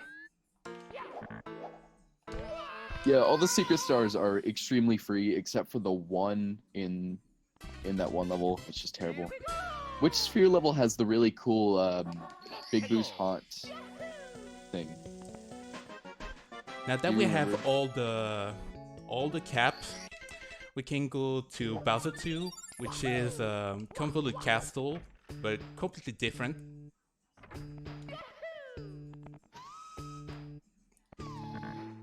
Polar Castle is There's a Company sphere Castle, the ice version of this hack. I think that one's in Master Quest 2 as well. Yeah. I can't remember. It's definitely better, but I think the wind can get really annoying. Yeah. At least with the wind cast, it's a lot easier. Definitely. The way I If get somebody- those stuff are definitely not the intended way. Whenever the day comes that somebody makes ASM for wind still affecting you when you're in wing cap is the day that I retire from the ROM hack community. Because, I mean, they can do anything at this point. Pretty sure Cat X made a ASM for quicksand walls, so anything's possible. Quicksand walls, oh no. Yeah. There's a really funny video where Cat X found just like did work to make anything quicksand, and it's a video of the ending of Mario 64. But whenever Peach kisses Mario, it's quicksand. What? So he just dies. Okay. It's really.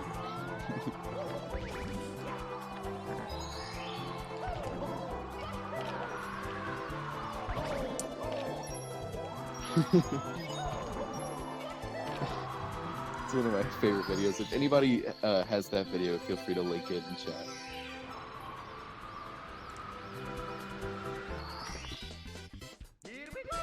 More extreme Kaiser hacks, hold up. Yeah, extreme Kaizo hacks. Imagine playing like any DE level or any like really hard extreme hack level, but you can't touch the walls for safety because they also kill you. Oh lord, that's terrifying. Walls have always been my baby. Like, imagine doing like a shell section where you have to jump and stay in the air, like Death Pit and EE, except the walls of Death Pit also kill you. That star would be awful.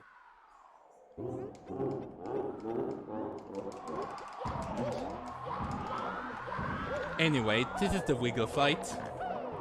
Very stupid, needless to say. I think it's funny that I have to Go. constantly jump kick it back and make sure that I don't slid off the wrong way.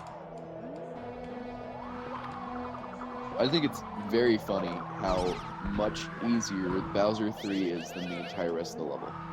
Also, there's two text boxes there on purpose. The first one is the boss, and the second one is just to annoy you. Because if you don't Oh no, spam no, A no, no, fast no. enough, you just What did die. I do? What did I do? No! Are you Oh, kidding me? Seriously? Seriously, Mario? Mamma mia! I slid off on my belly just because he ultimately turned the wrong way. I think that's happened to me. He like, it's weirdly harder than it looks because every single time that he opens up a text box, you have to be at a certain angle where you won't belly slide.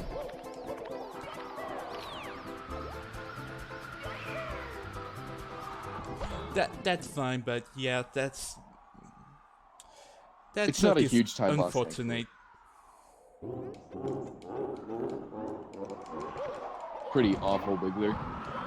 Kevin knows how to make his everything bad. Like, I'll praise MQ22 for being unique, but my god, does he know how to make a terrible Bowser fight. He's really damn good at making me annoyed. It's like Ludwig. I say Ludwig. Lugmalord on crack. Okay, that's fine.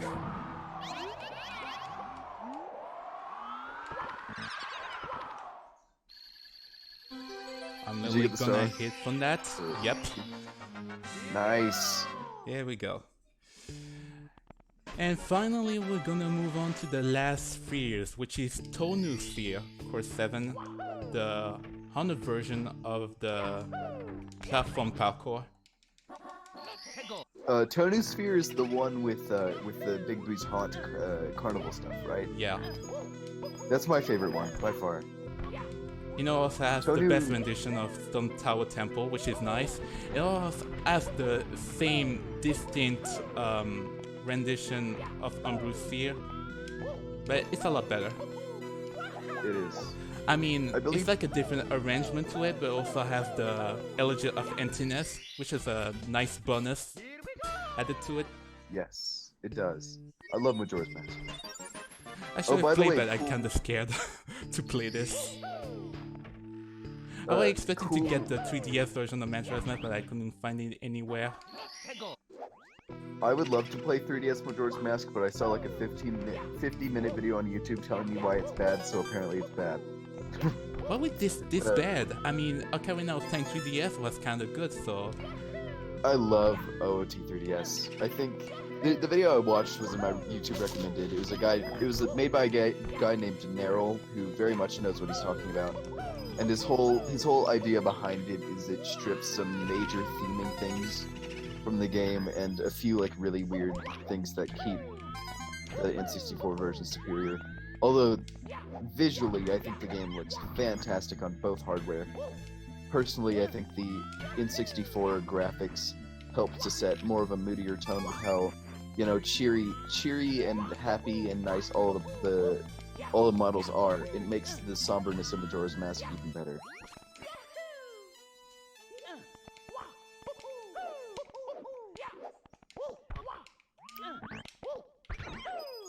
Well, anyways, I was talking about something. Oh yeah, Tonu is spelled T-O-H-N-U, I'm fairly certain, so if anybody wants to look up a code decipher, whatever word that means.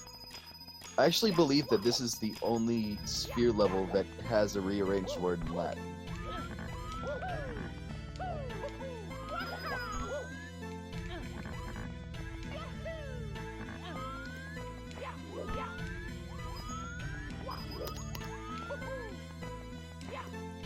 Whoa, okay.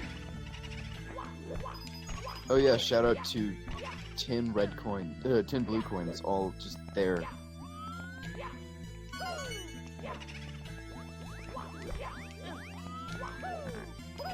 So, Aglab, you said in chat that you prefer the 3D graphics a lot better and you can't stand muddy N64 graphics. I totally understand that. There's the very common argument that Majora's Mask has no right to be as good as it is because of the, you know, how much the crunch was for the game and how fast they made it because of how well OOT did. And because of that, oh, also GG on the start.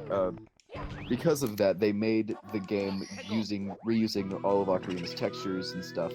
And so, I think personally, as a person that went from Ocarina of Time straight into Majora's Mask, having that familiar asset environment in such a happier game helped set the incredibly moody tone of Majora's Mask in a definitely unintended way that made me enjoy it so much more than it could be. That's another reason why I personally believe that Twilight Princess and stuff put me off with how very obviously moody it was trying to be. If Majora's Mask were to come out and look like Twilight Princess does, I think the game would get a much worse reputation. Anyways, Mario. Sorry, I got on a little rant there. I guess it's okay for us right now. I'd just like to continue talking about the run, and I don't want to ever, you know, overpower your own voice. That's fine. I thought that the secrets in this level, top-notch star. I'm not a huge fan of the sphere level just because of how repetitive the gameplay structure is, but I really like the secrets in this level.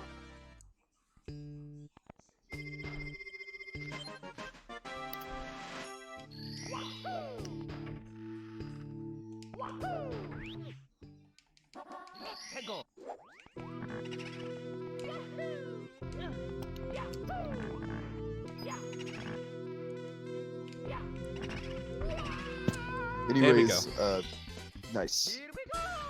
Anyways, Crash, I think I'm going to leave call in about half an hour. I hope you enjoy the rest of your run, but that was very entertaining. I'll still be here for a bit. I promise. But I hope I did a fine enough co-host job. It was pretty impromptu. I opened up Discord and I immediately got a DM from Andrew that was like, "Fuck, dude, Crash doesn't have a co-host." I was like, "Okay, sure, man, sure." Anyway, and I missed it. Yeah, this Star one is technically the hardest because of this triple jump. It's a lot precise. I think it has to do with the momentum. Like you have to make it straight forward.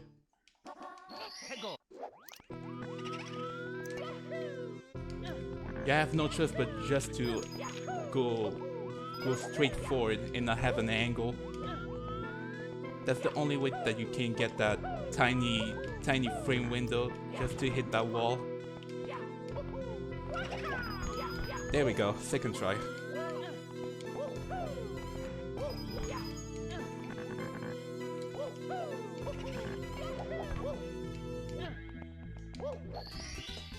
This is a really cool stage.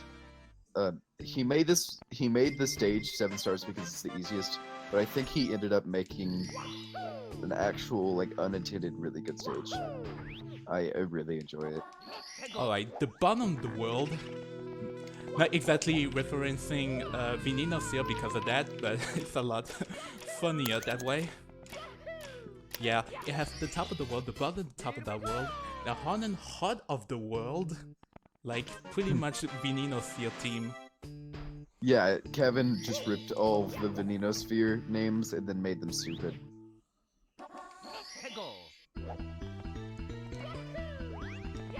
Anyway, we're gonna go once again in the city. Like I said, Best Buy and Teardrop Cavern, which is the level I'm gonna go next right now.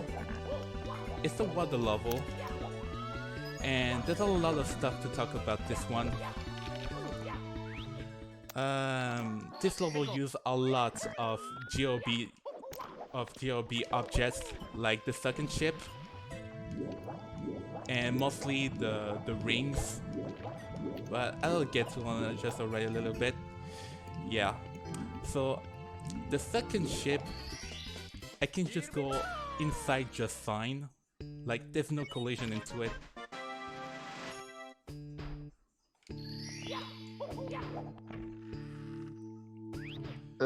This stage is the filler stage I was talking about earlier. It's kind of just there. It's cool enough, I guess. I like the part that you just... He made that intentional. You go through the JRB ship, just go straight through it on purpose. He just didn't make it a subworld, so you just kind of go through and get stuff.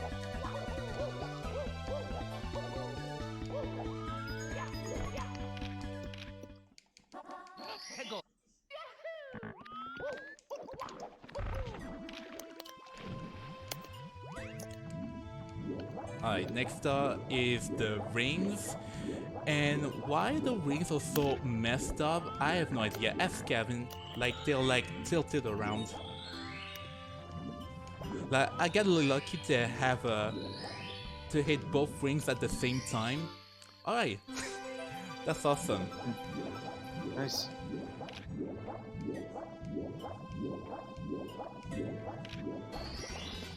This level is really weird, but it's kinda chill, just because, like, the stars are very straightforward. I've never seen any hack do that ring thing. I have no idea how Kevin did it, at all. The problem about the rings is that the rings cannot be edited. They have no option to move the position of the star, because it's hard-coded. But he decided to try to make a way around it to make it work. But yeah, it's weird.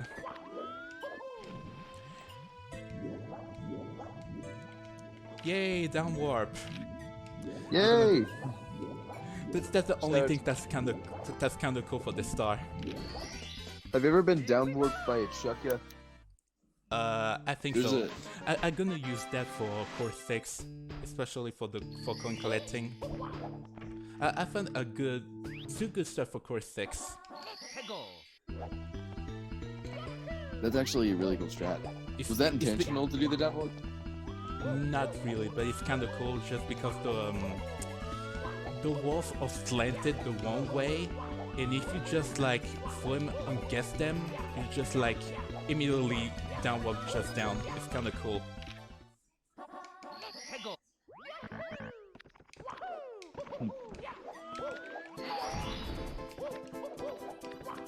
So right now chat's talking about the size of just open worlds, especially in Zelda games throughout history. Things like Hyrule Field and Ocarina of Time, and then that evolved into the Great Sea with Wind Waker. And then that kept evolving until we reached the size of Breath of the Wild. And it really makes you think, just like, I wonder if in open worlds... Okay, this is very ironic to be talking about since you literally made a hack called Open World Quest. But Yeah. I wonder if like a traditional actual open world Mario 64 hack could work. It's like having all the levels in one go, and you can just like explore like without having to go in the paintings. Yeah, that can work. I think as it did so at one point, like the Super Mario 64 Battle Royale. I think that's a good concept, but like I have enjoyed it, but I kinda left the concept was pretty good, but I kinda left it cast aside. Yeah, it's definitely kind of hard to make work because I remember seeing, I think K's made that, which is a thing I don't like saying out loud because it's just a meme.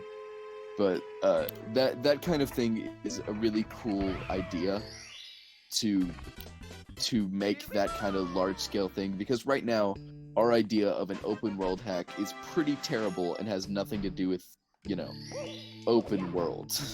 Our idea of an open world hack is it is a regular hack except all the course entrances are stupid. Like, I don't know, Open World Quest does it in probably the best way possible. The same way with, I think, SR 3.5 does it very well, where it has regular level entrances and also level entrances from the courses. But without any kind of ASM, I don't think that we can get, you know, any much further. Although Extended Boundaries is promising. I'm not sure how far they go, but I don't know. It seems like it'd be cool.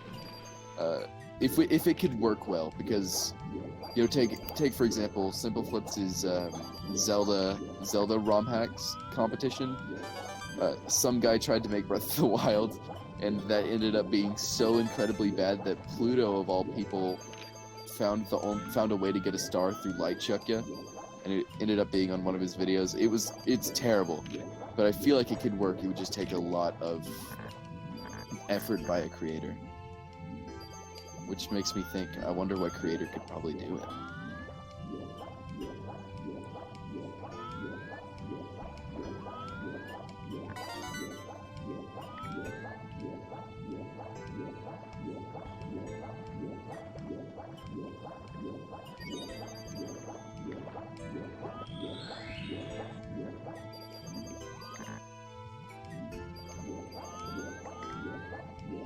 So, yeah, the entire conversation kind of derailed from Master Quest 2 too, and that's because this level's Resident Sleeper.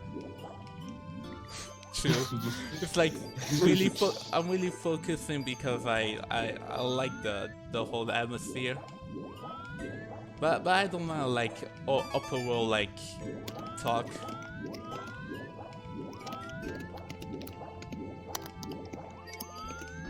I mean recent games like really use the theme of open world because they want like having the character just to explore. They have to like just have, because like to share many feelings about it.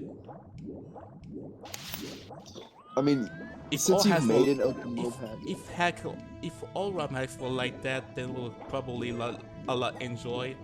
Not just for difficulty, just like if they have so many ways to see what kind of thing they have. It's very interesting to talk about with someone that has made an open world hack, their opinions on open world hacks, because I think generally people prefer normal. I mean, it's kind of weird to be in this year and be like, damn, it feels good to have a traditional like overworld system, because everything is, we're kind of in an experimental age. You know, no hack that is as experimental as something like Clumsy Whim would have existed before now. We finally reached kind of that barrier age where, you know, we've reached kind of the peak of what we can do without ASM. Like, take KBRX, for example. that's kind of the peak of like of uniqueness and extreme hack gameplay without the use of custom stuff. And we're finally on that cusp where we're about to get a lot of cool custom stuff, and I'm very excited for the future. And that is another reason why I love this hack. It really reaches everything that I could ever talk about in terms of being unique and being cool, without it having to do too much with custom stuff. Because you hear a lot of stuff about decomp nowadays, and while I haven't really seen a whole lot of that used, I know how powerful it is, and I don't know, I'm very hopeful for the future, but I hope all these creators that don't know how to do decomp still have their fan base in years to come. Because people like Sizz and Bloody and Kavin and Rampy, I don't want them to fall into any kind of obscurity, you know? So, kind of cautiously optimistic. Anyways, let's continue talking about Best Buy. This is a one level. You go into the rafters with a cannon into like a kind of fungi-ish area. And then from here you can go into a secret level, which is this is the other filler level of the game. In the forest, it's just, I think it's 1 star. It's just reds, right? Or is there another star in reds? Yeah. It's just kind of there. Reference to something. I can't put my finger on it, man. So it's funny enough that the 2 filler stars are in Best Buy, but I promise Best Buy's fun. I very hope people have been enjoying watching this run for just uniqueness of the game, because I've never had a way to show off how crazy this game is, besides being like very annoying about it in chat. So I don't know, I'm just glad people get to experience this. I see Askery typing in chat that they enjoyed the Hold a High rule, and I fully agree. People sleep on Simple Flip's competition hacks, but the Hold a High rule is honestly one of the best mini hacks. It's probably the best mini hack I've ever played. It is fantastic. Yeah, the Hold a High rule is kind of fantastic. I really enjoy the lore, even the voice the voice acting, that's a good one. Oh yeah, it's really great. I think it's cool that Victoricor, of all people, ended up being a voice actor. And for people that don't know who Victoricor is, he's a good friend of Simple Flips who uploads his clips to the Simple Clips channel. He's a moderator for Simple. Just generally a big part of that community. He's the one that it's Simple's like money that he gives out for the competition hacks, but Vic is the one that play tests and all of that. So I really think it's cool that Vic got voiced. I think Cheesepin is a really cool person. I've played Among Us with Cheesepin, and he's fun. I don't know. I like most of Cheesepin's round hacks, to be honest. Dungeon Rampa was the best example when it comes to lore. Adding many meme themes about it. I gotta say, as a person who's played Danganronpa, it would have been weird if it was just the same as the regular in-game cases, because they were kind of extremely similar to the characters and stuff. The characters are all based on the original Danganronpa characters, but the way that the cases panned out were a lot of the same. So if he ever un-CBAs and completely finishes the hack, that makes me extremely hopeful. Also, welcome to Blast Away the Wall ×6. That's that star. So, I don't know, I think Cheesepin is, Cheesepin, Pyro, Comet, they're our new wave of hackers, and I'm so excited to see what they do next. PPSH kind of blew my mind with how you can say, I don't know, how you can make a good hack and the first star of the game dealing with a house full of hardened cum socks. So, I don't know. I'm very, very hopeful, and I like everybody. All these new hackers, they're all really cool people. Just in general, this community is full of just awesome people. And I just kind of want to thank everybody for giving me a really cool community. This is such a cool idea of just SRM. It's so cool thank you, Void, for hosting this. I think a lot of people, I hope a lot of people have been enjoying this. It brings our community together like nothing else ever has. I mean, fucking Jonk came back today. I don't know how to pronounce his name. He just came back. Like, today. But, anyways, just like, I don't know, it brings this community together. Because I'm like in a very small group of talking to the same 15 people every day of my life, but it's cool that there's 100 people here, sitting here watching me talk about how I'm a fucking loser. I don't know, man. It's just cool. This is a cool community, and I'm glad that we have this event. And shout out to Void and all of the mod team that makes this happen. Also, shout out to Fangame Marathon for giving a lot of inspiration on how to set this up. Yeah, a lot of good people who decide to contribute it and giving some. It's like it's a great honor, and I also like it. It makes me very comfortable. It's the most comfortable I've ever been talking to 100 people. You know, because I don't know, I'm good with talking to crowds, but you know, when it's more of just a number, it really helps. Just getting over nerves and stuff.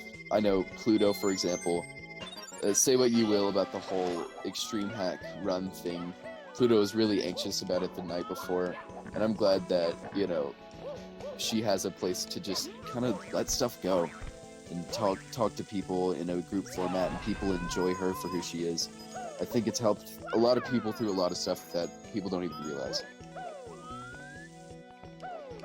But yeah, the solo bingo, just get rid of every card. Crash, you don't know this, but GMD made a bingo card of things I normally say whenever I'm in VC for too long, and I think people got bingo. I'm a pretty repetitive person, apparently. So. I see. I haven't talked about Treasure World yet, so we're still pretty far away. That's the sinner space, I'm pretty sure. So if you hear me talking about a course, shut up. Make me shut up. I don't want anybody getting the free space.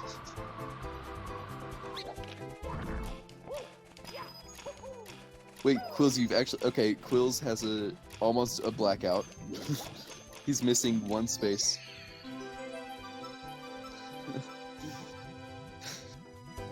Anyways.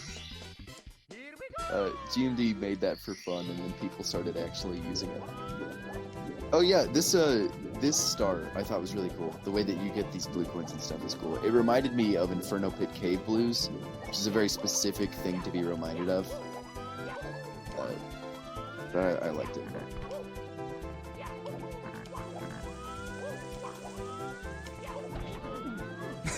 So, that's real funny. Okay. Is that all of Best Buy? Did I miss you getting all of Best Buy? Yeah, I got everything. Why did I have to get fucking sappy instead of watching the favorite level?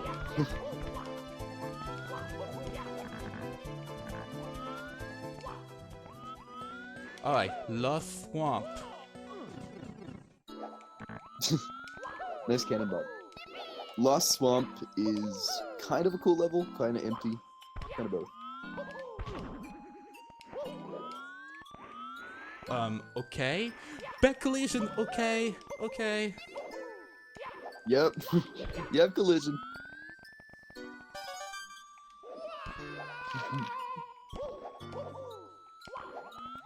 Okay, Crash.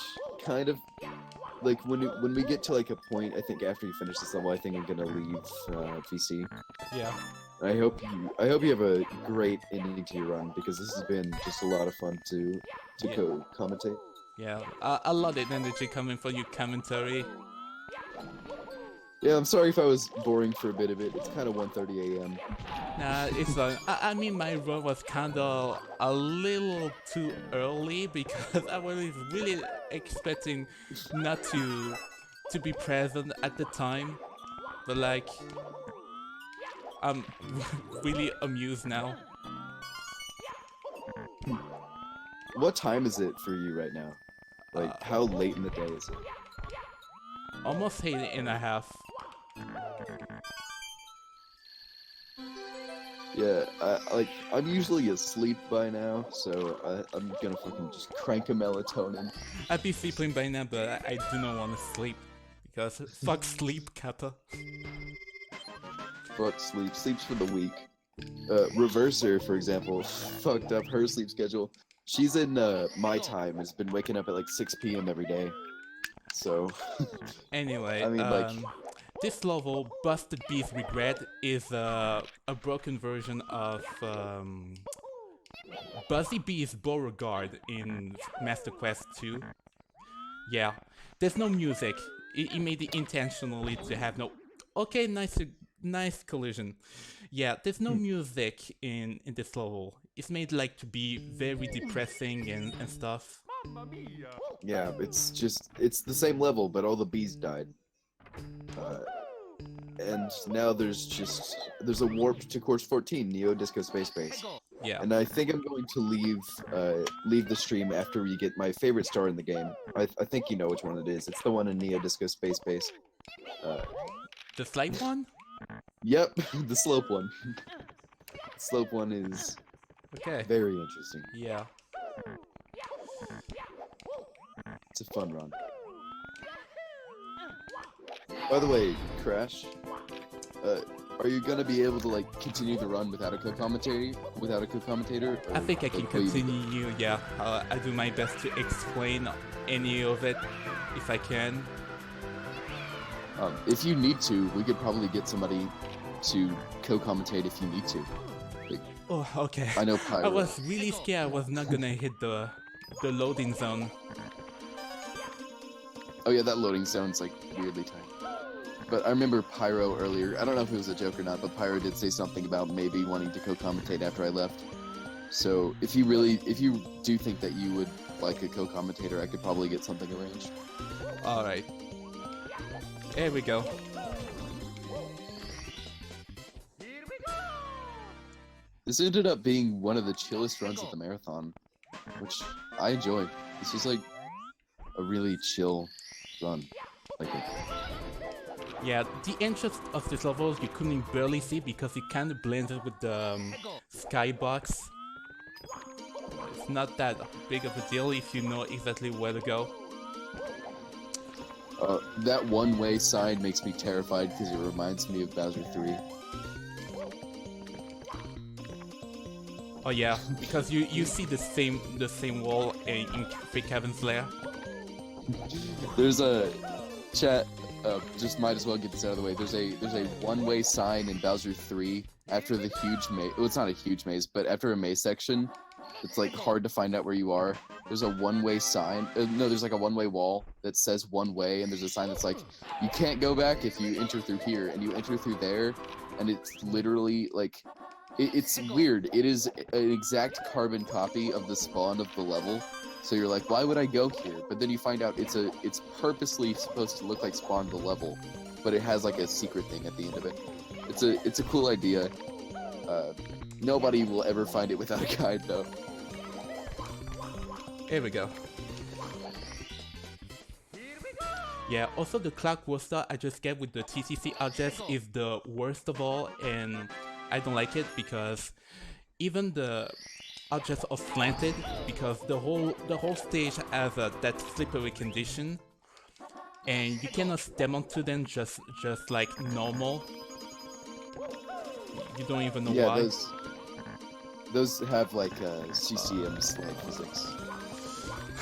I kinda messed up my route because I don't know if I was gonna go for coin collecting or the install with the shell. But we'll get to it in a bit.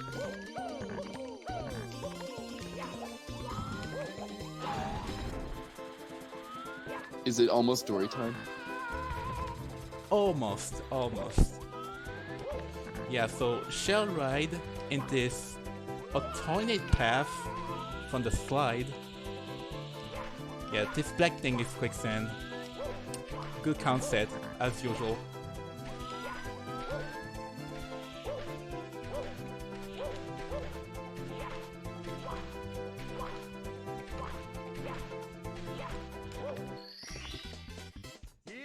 I don't think I used the... I didn't know that you were supposed to use the shell here. Wait, no, I did. I think I tried to, like, for a split second, I tried to use wall kicks for, like, 30 minutes, and then I remember I was just, like, stupid. There's just... Nah, there's no way you can get this stuff without the shell. Yeah. So There's no way. I was working on it for so long, and then I remembered, wait a minute, this is not Dream Edition Course 10. I should not be expecting this star to be this hard, so I found out I was just stupid. Yeah. Otherwise, Anyways. for the Dory star, it's pretty much intended to get the star with the shell. Like, I try to do so without the shell, but like, it's completely insane. Like, why? Yeah.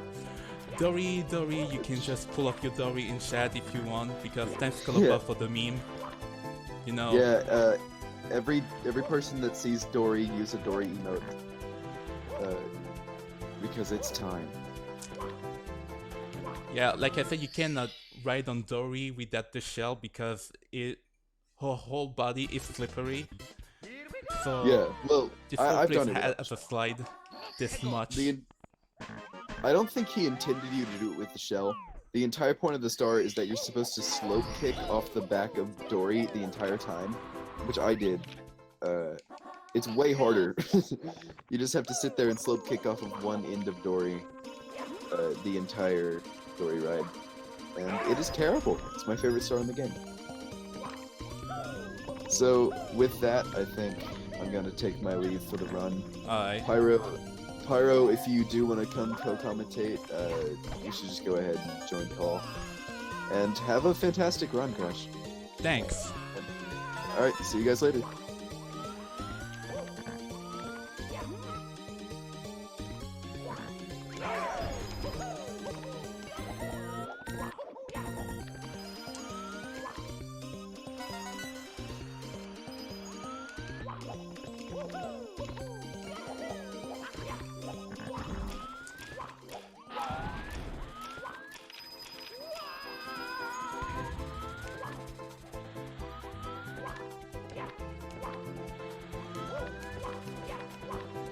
Yeah, have some fun sleep now. So, as I'm about to finish the discourse, red coins are pretty neat. This one I really overused with the shell, and I like it. There we go. Also, if I were to die, if it wasn't for the, well, that was a pretty solid course 14, needless to say. But if I were to die on the TTC objects, I will have to go back from the overworld and climb back up and climbing up again in this course. I mean, it's kind of annoying. I'm here, the 100% capable commentator. Hello there. Oh.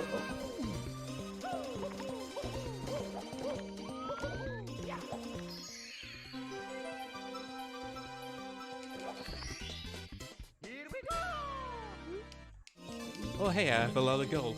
Oh my god, I realized I cannot, like...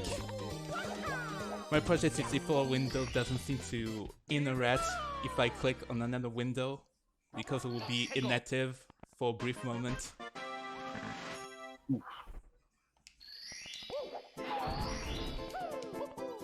That's fine. I have a tiny bit of time save. I have a lot of gold right now. Always good to see gold.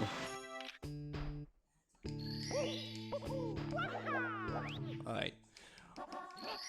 There's only 2 stars in this course, so I got the right one because it's really closer to the entrance of course 14. This one is like in the other side of that beehive.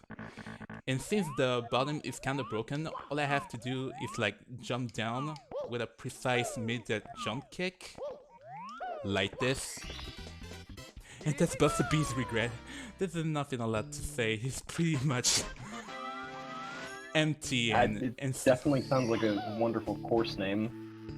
Yeah. Anyway, my favorite of all, Mountain Meltdown, or Abandoned Mountain Meltdown, which is nothing but a filler stage filled with another yellow coin, red coins. Yeah, it acts like Hydro Pokemon like in Galaxy, but it's red coins. We do love 100 red coins. Oh, do we? I don't presume this is a play on the Busted Beast regret was a play on Last Impact, Beehive, right? Like this heck is supposed to be like kind of parody, Kind of but bit, but yeah.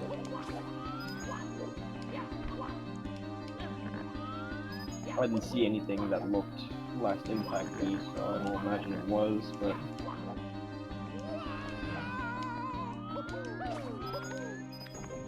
Also, I love that song. I don't know which thing it comes from, but it looks kind of cool.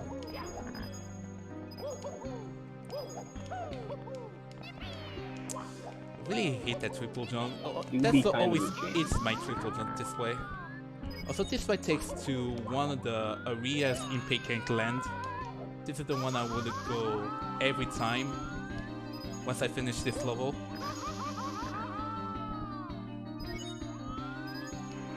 The use of TTC objects is rather brave. You don't see that in hacks too often, presumably because of the low render distance and fog. It's kind of an easy thing to remove with quad, but it's not exactly intuitive.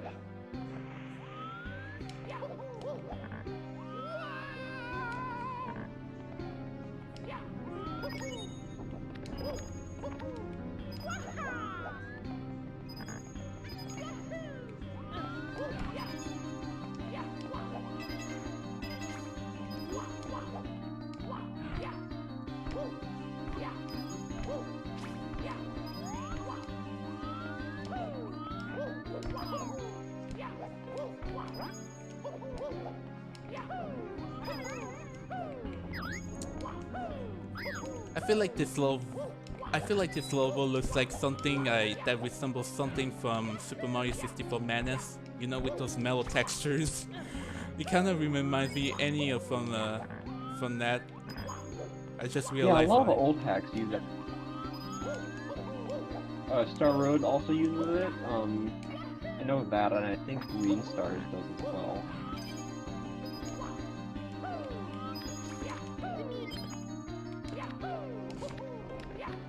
That was scary. Alright. It's like one of those vanilla textures that like looks like it should be black and white, but is like kind of like has some weird tones to it for some reason.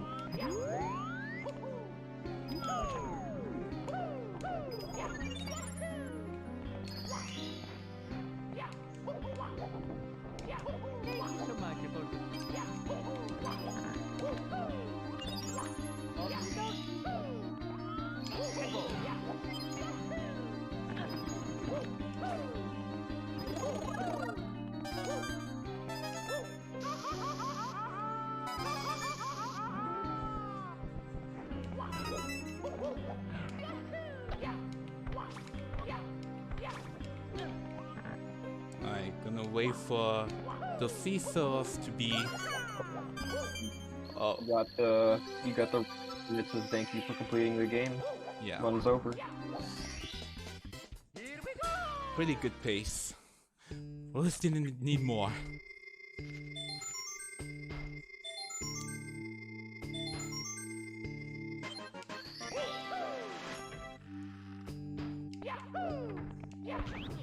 Well, why did I went to course 7? I'm stupid. Yeah, nice Astro Brain moment. I got a lot of moments like that. I'm supposed to go in here.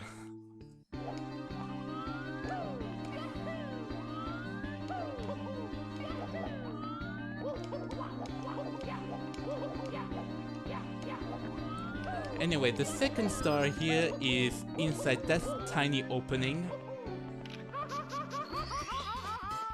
Yeah, you do not expect to have a star inside right here.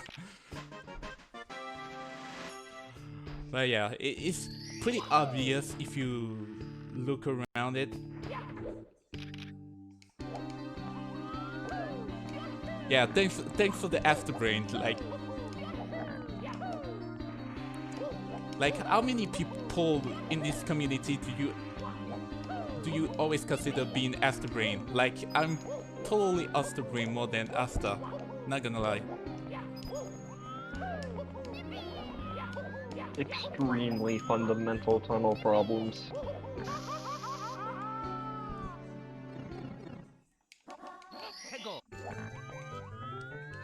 Anyway, Pancake Land. So, this level is, I mean, the main entrance you could see in the first overall, that tiny thing on the table. Normally, you will probably expect to have a 3-star, unless you get the Vanish Cat first, but it's probably unavailable at the time. So, not that I have all the switch, I have to go every time from Mountain Meltdown to get every single star, and it's the fastest way to do so. The star says another parallel universe because memes. Thanks Penninka for the parallel universe thing.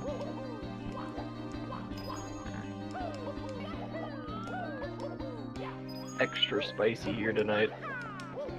You know, even if the level says Pancake Land, there's no pancakes involved. Like, really.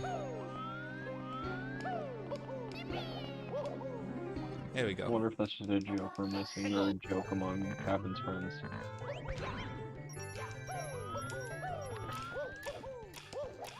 Because this hack was one of the ones that, there were like 2 hacks that Kevin made that were like, he finished and like didn't release for a year or something. So it's probably something to do with that, honestly.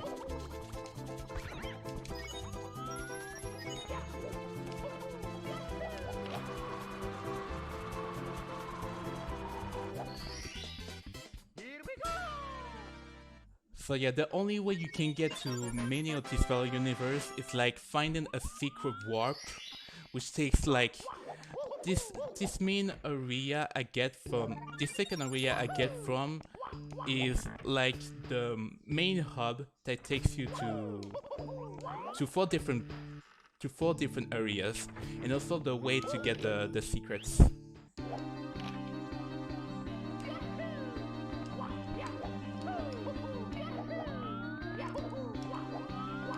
I mean, that's the only way to complete this level. Yeah, that's definitely something I've seen in ROM hacks before.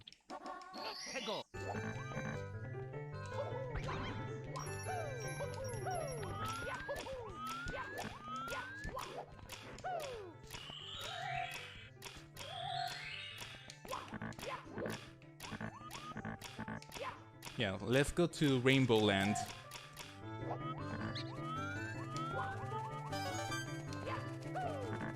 That sounds like a hell of a good time. Also, spaghetti down here on the ground. Yeah. Oh, you do love spaghetti. Everyone does.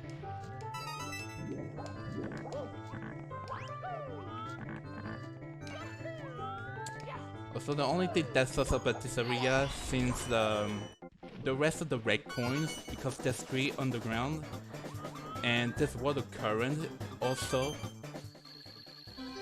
and I can't even get out. So the downside of it is that I have to wait for the metal cap to run out. So yeah, it's kind yeah, of that's the thing I was mentioning earlier. This is the most boring moment of the act. There's a lot of boring moments like that. Unfortunate. I I guess tried that's my inevitable when you try to experiment.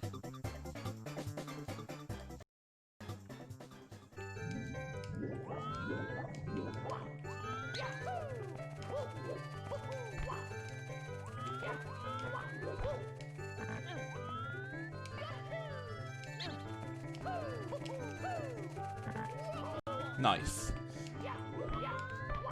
Gives us plenty of time to think about life.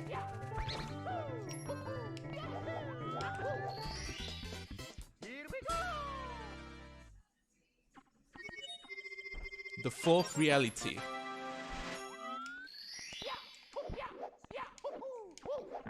Four-dimensional ROM hack. First ever. It's not just because there's two twice in the title.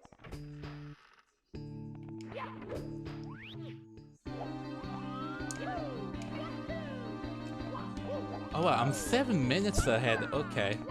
I think I can just finish just fine.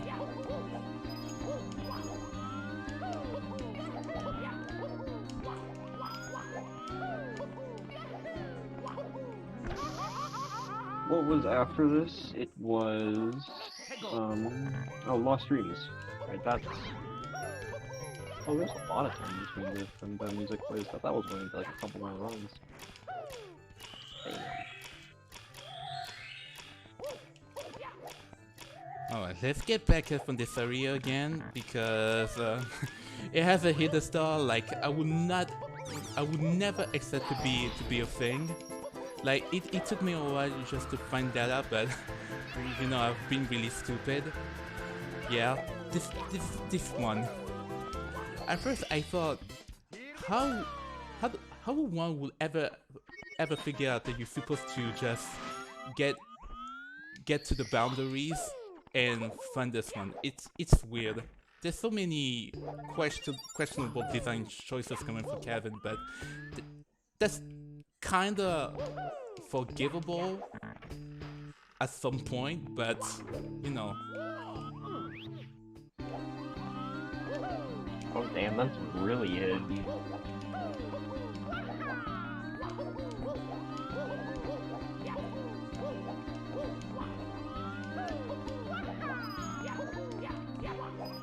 Really scary? Didn't expect that. Anyway, coin collecting.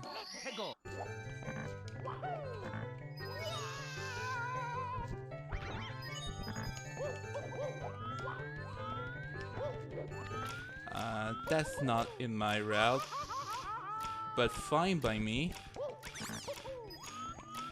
Uh-oh. Whatever. I don't know if I want to decide between secrets or reds.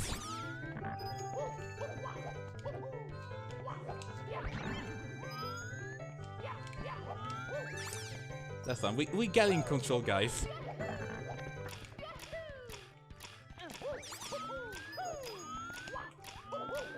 What exactly is the texture on the purple switch? It's a cow. Cow switch.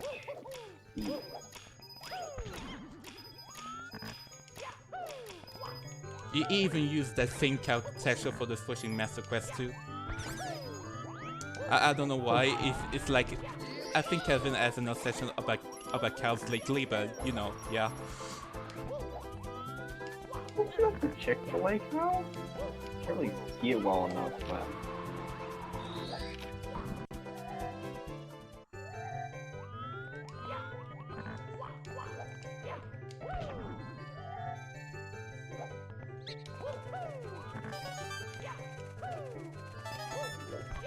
People here don't want to mean.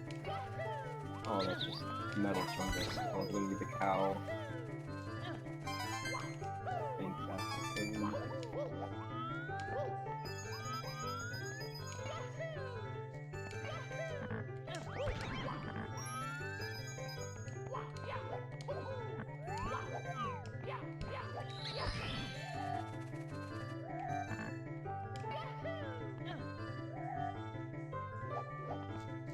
There we go.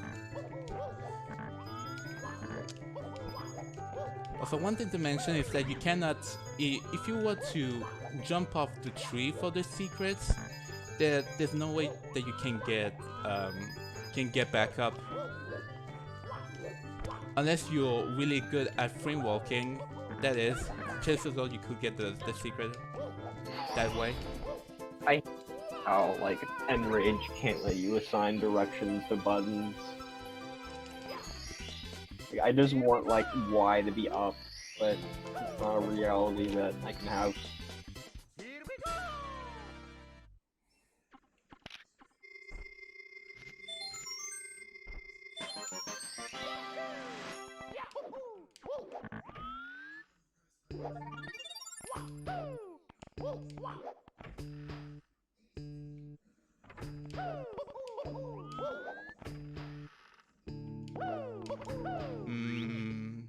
The my numbers and the space are kinda inaccurate this time. I'm supposed to have 102. Did I did something wrong?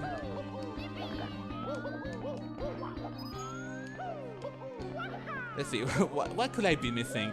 I feel like I'm gonna have another acid brain moment. Let's hope I so. wish I could say honestly.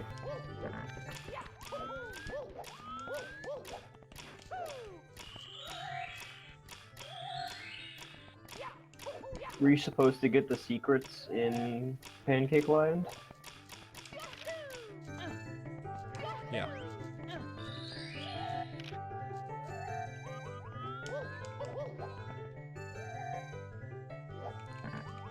There's a sign that tells you what those secrets could be. Like, most of the clues can give you in as well where they are once you get to this area. Warp being on a court box is like some E6 shit, honestly.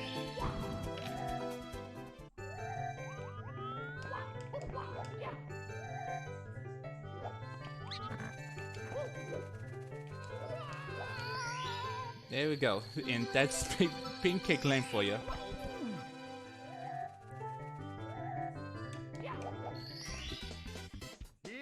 Finally, the run has achieved breakfast. Yeah, like, unlike one star short, I'm supposed to be a 102 to go to... Okay. What could I be missing? I don't know. I don't fucking know. Emergency star display time. Yeah, I look it up.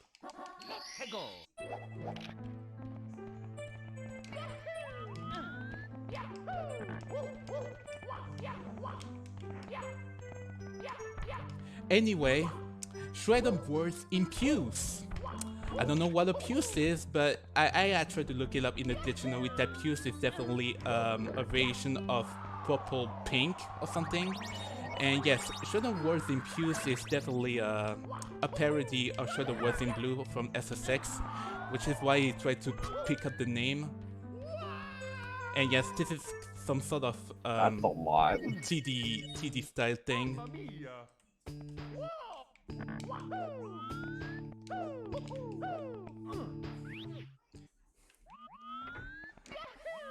I didn't even know that the word puce is also a thing in English dictionary, because puce means flea in French. Yeah. Fuck ton of weird colors, dude.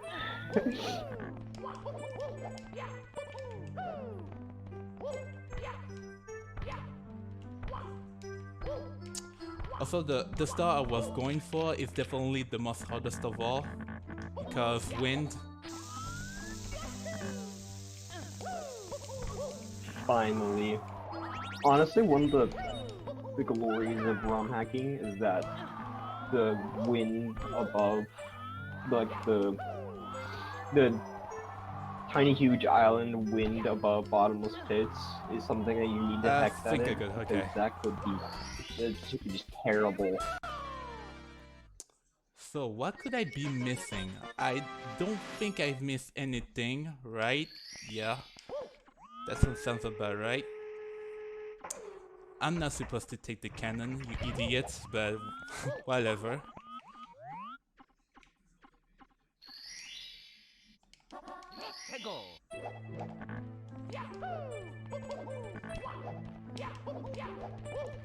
Yeah, I know, right?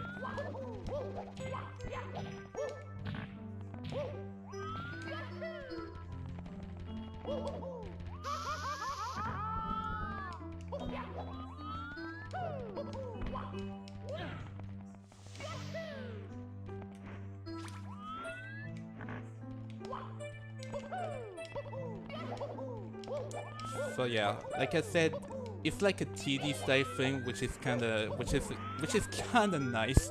Oh man, why did I do that? I thought this thing was like lava because I was literally confused from the same thing as the next level we're gonna go in next.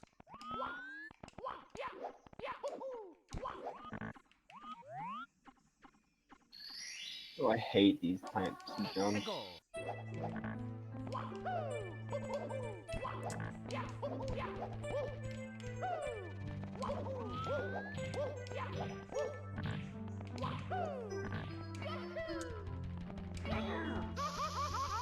Yeah, nice bully.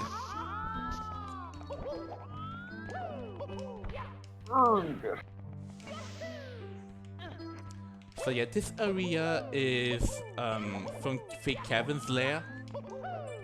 I think we're gonna get back to it later.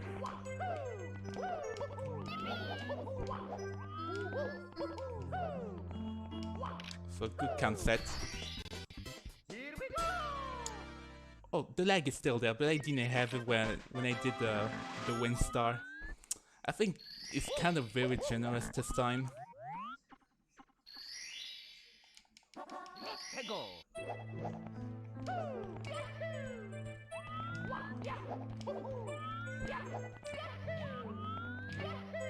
There's something this level reminds me of, like another hack, but I can't put my finger on it about which one it reminds me of. Might have been one of the Star Wars Adventures, but I'm not sure. I don't know, maybe I'm speaking out of my ass.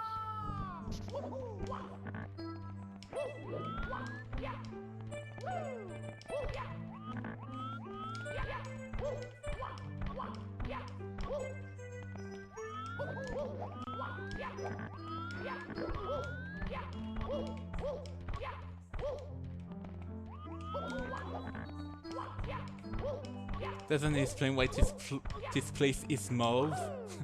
I don't know.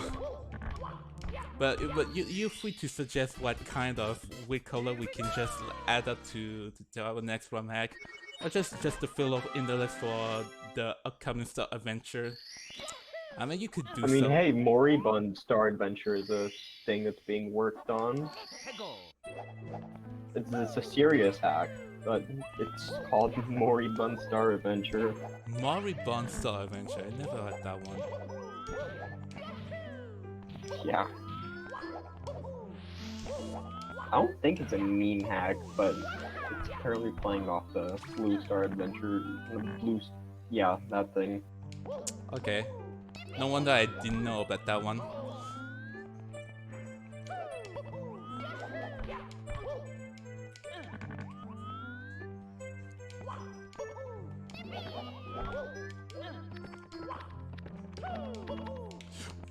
Oh, nice. Looks like I get clipped out, but because I literally tried to triple jump off that slope. But yeah, that was kinda unexpected.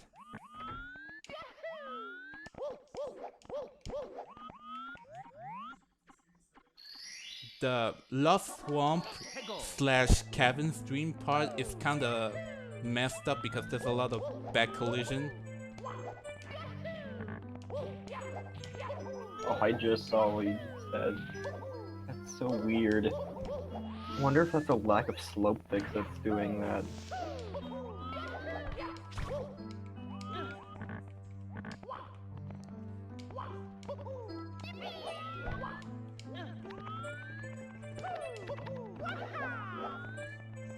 Alright. If it's not just this one, only the cliffside from Best Buy is also broken.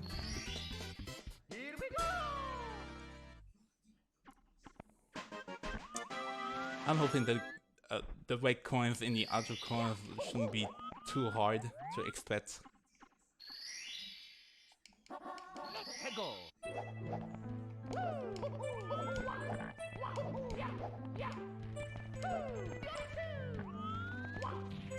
Also, one thing I need to mention with, like, about this level, I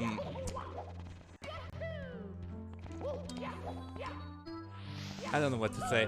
Oh yeah, there's something that's kind of connected.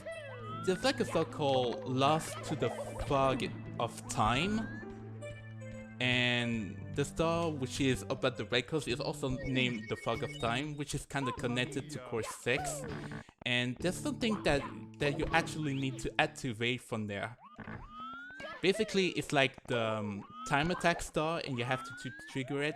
Like, you can die, but you can actually like get the star once you activate it, and once you get back to Oh, course the 6, 0-second glitch? yeah, it's definitely the 0-second glitch. I wouldn't know that would like use that exploit to do so, but that's kind of pretty neat to get that. I'm kind of surprised.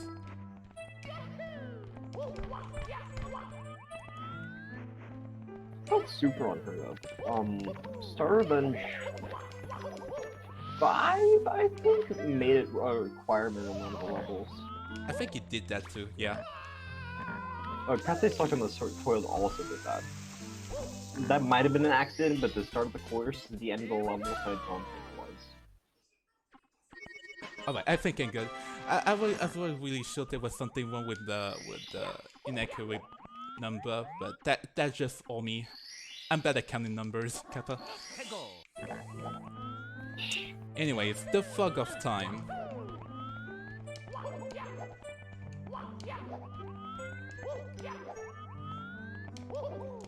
And if you thought I just like mispronounced fog, like fuck of time, but yeah, I actually did. Oh man. It's not entirely wrong.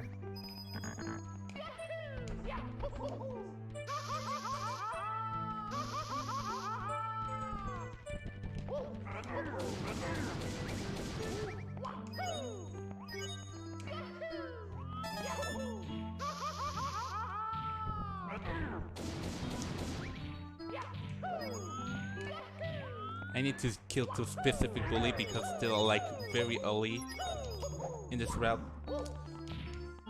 Sometimes I also have a problem trying to cooperate the AB kicks at the same time for Womps, because I often press the A button way too early than the B button. Bullies are always something extremely interesting in 100-point routes. Like, it's something I absolutely hate doing, but that's probably a universal thing. Good morning, MTZ Pyro Kid. Yeah, chat is kinda lonely, because this one is kinda long. 3 a.m. in America. I think I should be able to PB midnight. this much. Like, considering how my time is, like 2 hours 37.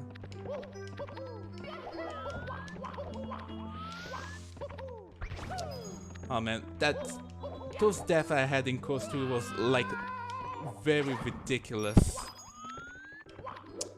Like, getting batted by a bat is like really insane. Yeah, looks like Batman as his own revenge. It's like the one flying enemy that doesn't always like make a hack 10 times worse when it's played.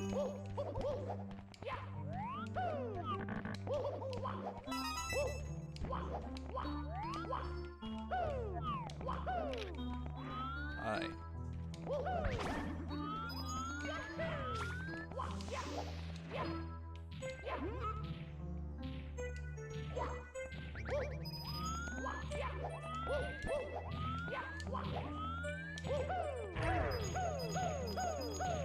There we go.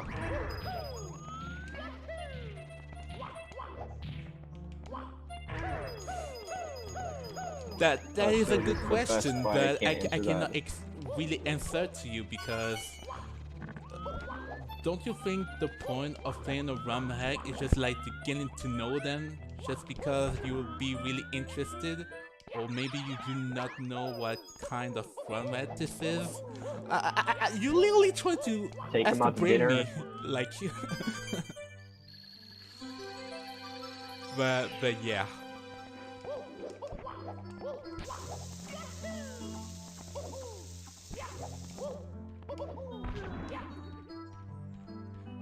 That is the mystery, true.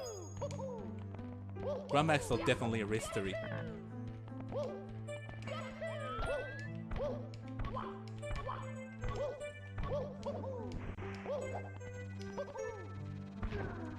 Is this Pikmin music? I can't tell. I don't think that's Pikmin. But yeah, that's kind of chilling, little bit sad. Pretty much fitting for what I call puce. Alright, before I can get the Raincoat Star, I'm gonna activate the only trigger of the 0-second glitch, which is right here. Yeah. That's the only thing that is connected to course 6, because the sign says you cannot get a star for free, so make sure that you like find the only thing that really adds up to this, like, yeah. Also, I'm not supposed to step on that black thing because this is quicksand, but I'm allowed to hit that purple thing because this is lava. Yeah, it's a weird thing. Now, Show the World's in Q's is now finished. Now we go back to course 6, which is Kevin's most favorite level, because he loves water mazes and intense fog, which is really nice.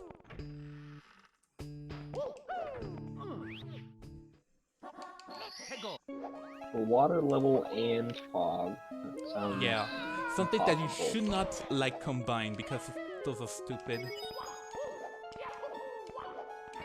And there we go, we have our 3-star thanks to the Fog of Time.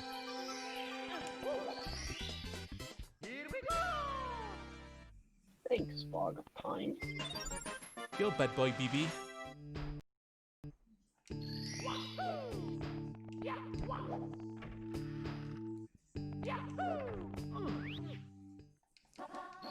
You should have said no. Yeah, pretty much. Anyway, I'm gonna exploit a bob-on clip for this one particular star.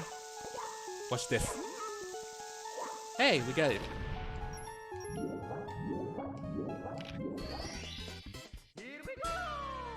Yeah, I think the water maze is the worst part at this stage, but what can you do? And there's 2 red coins that you need to get through, so let's get to it. I do not understand what compels people to make water mazes.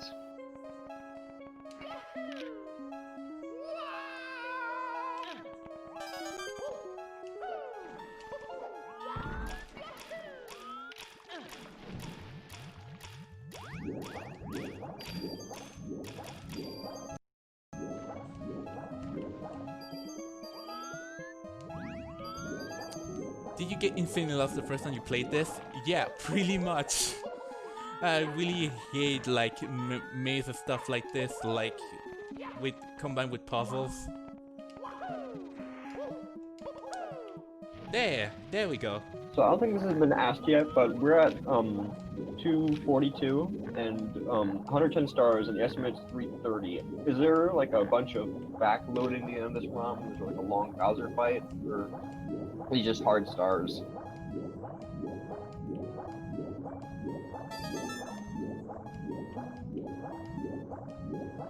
Yeah. So the 2 clips I just did are the only 2 things that I found so far, and that I only care about. I guess that saves a lot of time rather than just entering in either way. But to get it out of the water maze is a lot slower.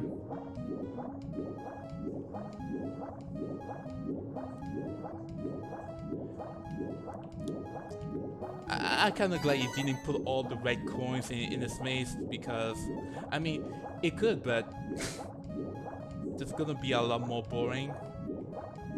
And if they have many folk in the world, I would probably given up and not run this game anymore, Kappa. It could have been invisible secrets. Oh yeah, that alone too. Could have been.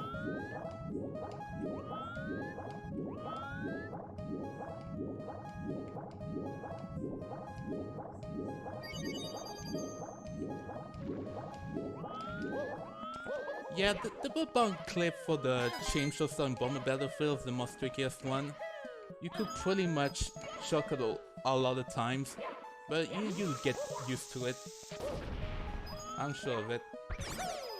But thankfully I don't speedrun vanilla, so I don't have the whole knowledge like any big streamer who could.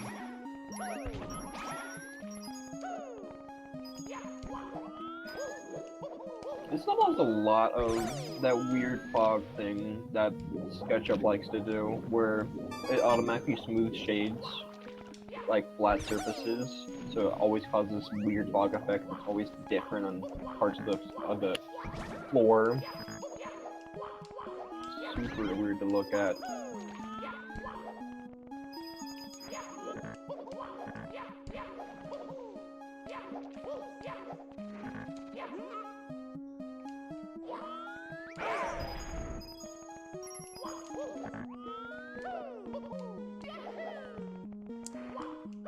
So one thing I would like to mention about this level, pretty much, like in Master Quest 2, I noticed like some bad design choices. Like one part of the level is definitely has quicksand, like that wooden texture of it. Like there was a stock name falling down the shaft. If you touch that one specific part of that texture, you literally die. Like, how are you supposed to guess that's like quicksand or not?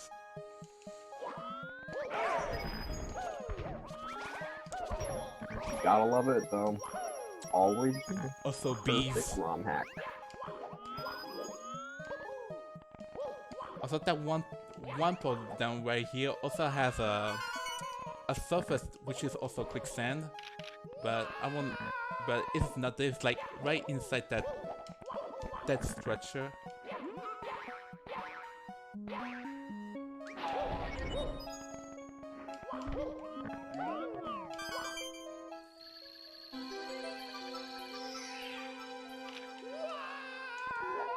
Ooh, I see the bees. Those are indeed bees. That's all I have to say. We started running OT64 because there were so many cool bomb clays. Yeah, there's a lot of crazy exploitation just to see. Also seen the TAS that Omefuki did. That was crazy. If only the one was actually exists, then we could just finish the game in less than 5 minutes. That would be really interesting if Kevin would just like add up the one more thing. That'd be one hell of a 0-star run. Pretty much. Do you know Mario's frame data in this game? No. In terms of like frame data, all you really need to know is that like you have 5 frames to make a wall kick, and the first one's a first D. Other than that, in terms of frame data, that's not really something that applies generally.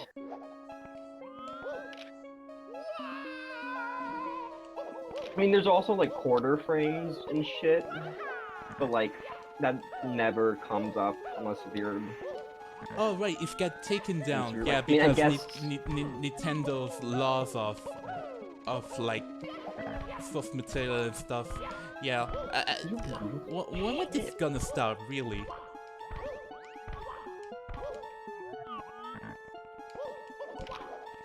I like a star named Yeet, nothing else. Yeah. The Tells me star everything I need to know. loosely failed twice now. Wow. Mamma mia! I did nothing wrong about that. I know the angle, I know the visual cue for this. Yeah, that's... Oh yeah, wall kicks is just first frame is, it keeps your speed, the rest of the frames are normal. That's all there is in those really. In terms of game data, like, it's legit just the number 5 twice in the code that tells you how many frames you can wall kick, so... if you were to change that to like a 10, then you'd have 1 frame of firsty and 9 frames of not firsty. So it's just that simple, really. I think I'm good. Okay, I should have been like way too far from the B platform. Yeah, that's a good name. Those leaves got yeet! I should have done that because...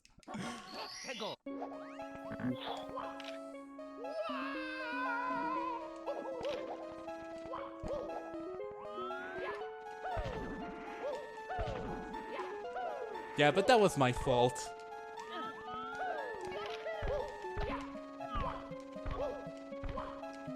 Anyways, boring stuff incoming, which are the secrets. Isolated inside another water maze. So let's see. And I need to regain a little bit of health because it's gonna be a lot more frustrating if I didn't do it. Oh.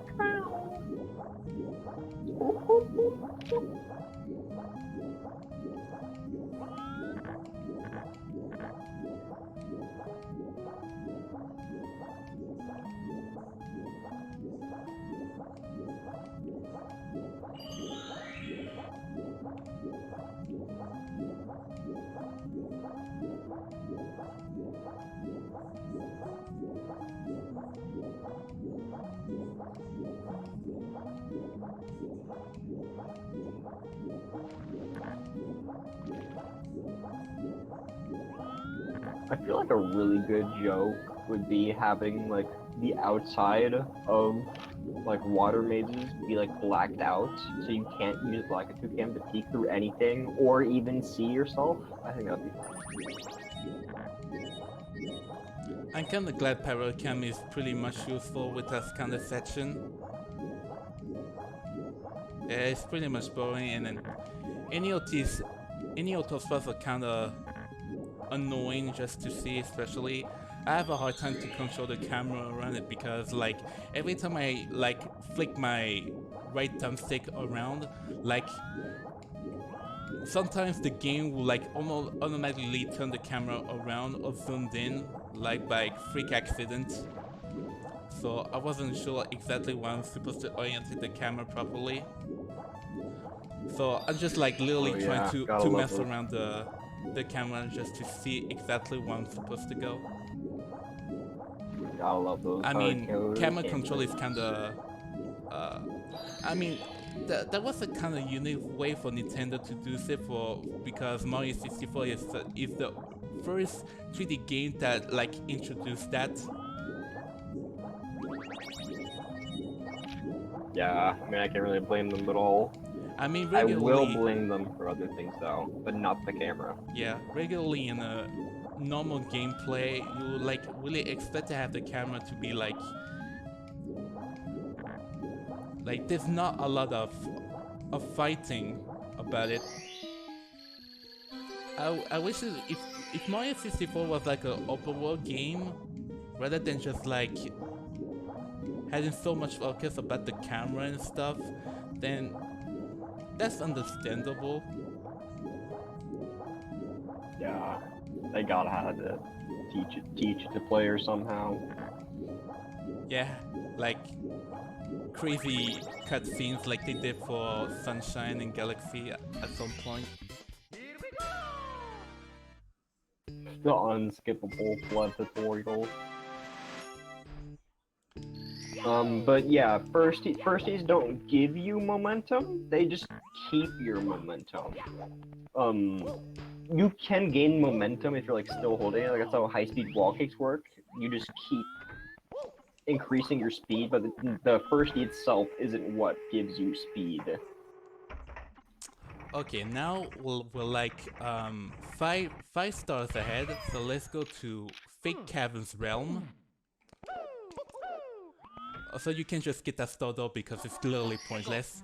That store door literally, it tells you you're supposed to get like 84 stars to enter it, but to really enter you need the second key.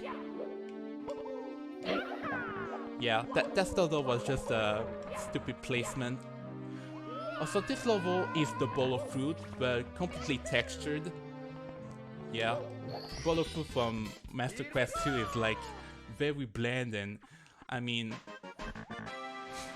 bowl of fruit was kind of funny. I like the banana one called Haha Long Boy.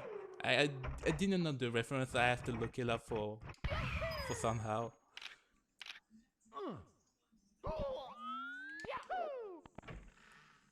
I think I've heard of that personally. And of course, just like Course 3, this level has exactly another coin. Also, I'm not allowed to step on this white texture because this is quicksand. Yeah, the ball is completely deadly. And since Fake Caverns kinda rules this whole dimension to his own will, like, I'm not allowed to mess around. I also like this song as well. Controls an entire dimension and he only uses it for fruit.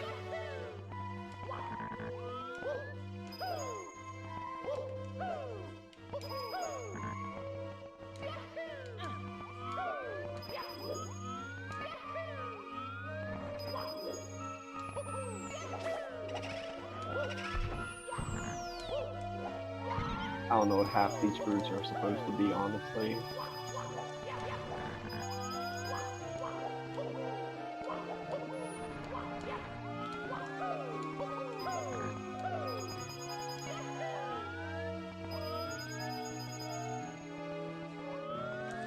Also, I have to manipulate those boosts to come get me a lot faster if I try to circle around. I think that was the best way to make them react. Alright. Wait, what course number was this? Bowl of Fruit is course 5, I believe. I think this is the same course 5 Okay, as that well. makes sense. Yep, because he has that broken part with the camera. I could feel that. Yeah, I was just double checking since Boo's dropped. Anyway, that was the backdrop. That was the backdrop. Edited that or not? Yeah. Okay, so course 5 was the backdrop to this dimension, and this Fake Caverns lair, which is Bowser Free. Right.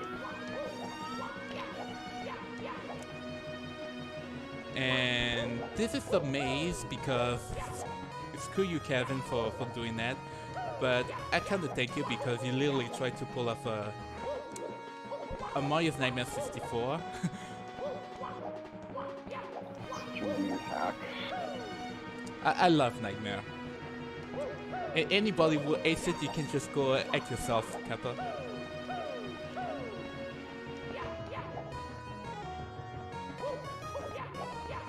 Absolutely what I would call I think I did something wrong with my route. Oh my god. I took the wrong way. Let's see.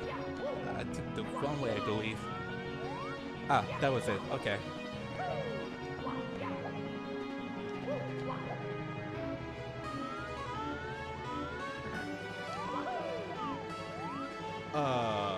What the hell, dude? Okay, nice. I'm gonna commit suicide because I kinda screw up. I'm not sure what I took. Oh, nice. Okay. I did not expect that. Okay. If you die in a maze, your whole punishment is that you get sent to the other world, dude. That's very frustrating. Yikes. But that was my fault. If only I didn't mess up the path.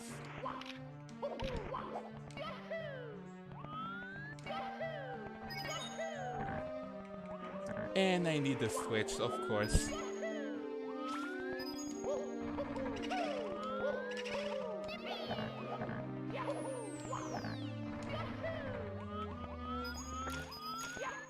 Are we still on pace for next run? Yeah, I think I could probably meet the estimate. I'm kind of glad I didn't want to load to almost 3 hours.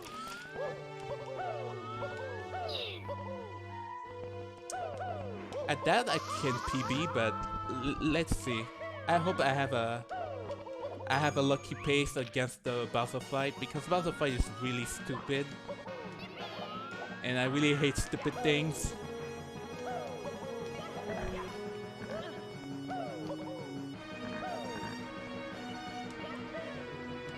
Unfortunately, I was super amazed it did not make it into this year. It's always a sad time whenever you just don't see it.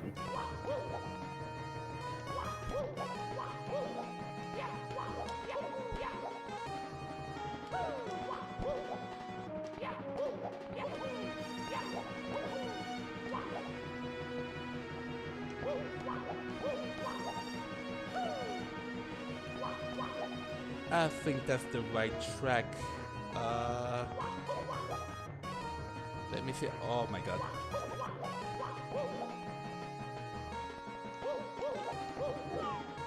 What am I doing? I do not remember my path. What? Let me see. Is this the right one? Alright, okay. This is the right track. I wasn't too sure what I was doing. And I'm gonna go for the middle path. I mean, this maze is kind of very convoluted and very... I like the idea, but heading at it very late in the game gets really annoying. Yeah, we hit the 3-hour mark. I think I'm a little bit of pace. I think I feel I can just PB. Thanks to a couple sets like I just found this like very early.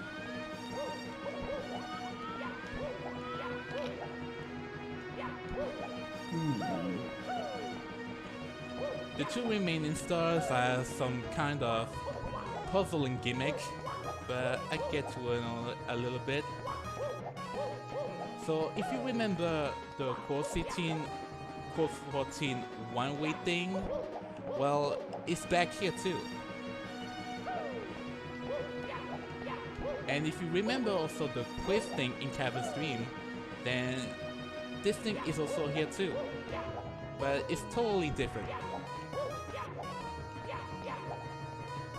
Absolutely incredible.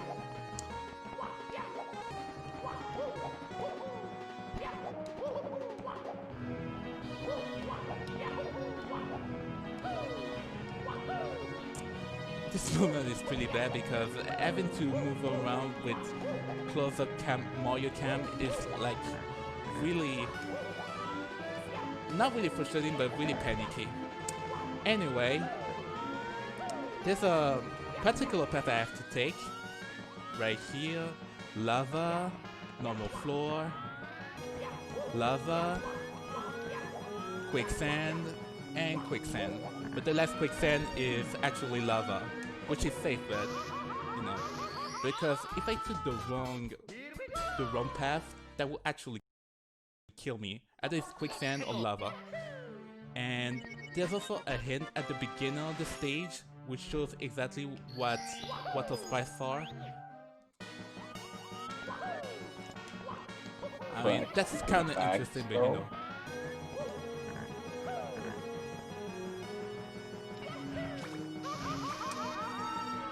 Oh yes, and that lava is that floor is actually lava, while the lava is actually safe.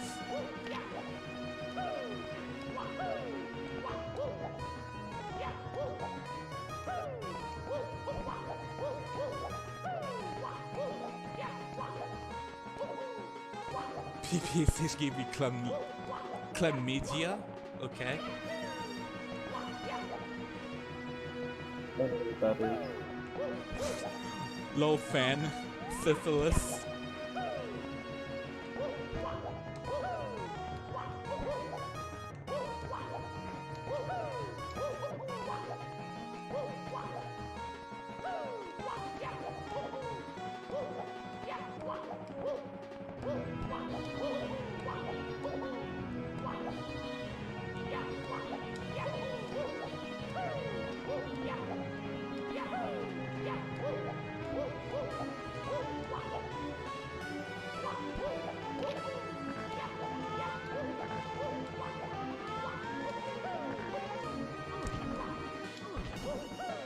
almost at the finale.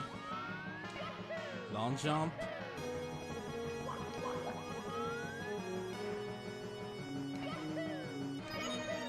There we And go. suddenly, And we can finally go to the pipe. But no, it's a trap. What is this? Oh my god. What did you do, Kevin? What did you put like you got you got baited. But that was pretty much a nice bait, if I do say so myself. But anyway, this is our last challenge, the red coins. It is pretty particular cave, which use the wet drywall level water diamond. And I also have a good web for this, which is nice. The red coins are pretty much not really tricky, but they have a weird way to collect them, and which is why the water level diamond comes in handy.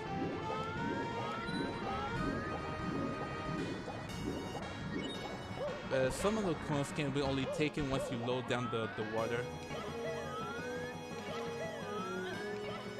small time. And of course, there's the metal cap because, you know, because if I were to swim underwater, well, this whole thing has current inside it. As you can see, I literally move backwards. That's literally the current.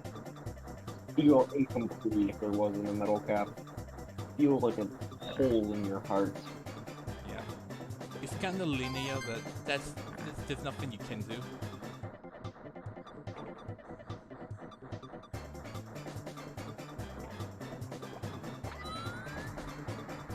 Okay, now that the water is lower, I can get the rest of the red coins. I found a good way that I don't have to rinse and repeat, like rising up and down the water, because that will be too much work.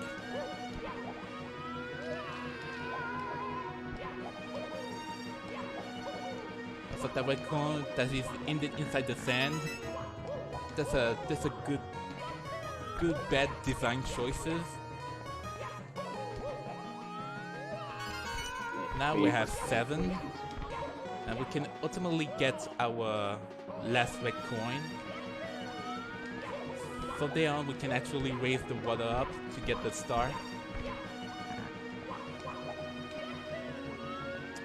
Yeah, that fake pie is actually a good debate moment. No, I didn't. Wait, I think I can save myself, right? If I can.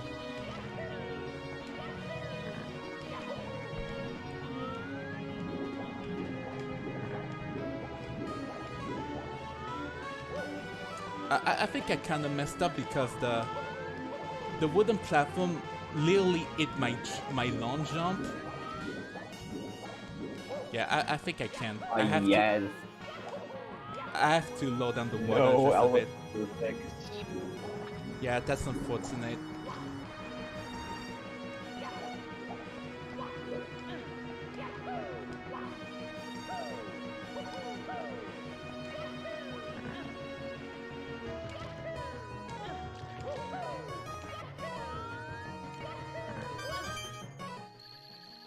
I was prepared for it, but because I literally launched onto the wrong wooden platform, so I didn't know what to expect.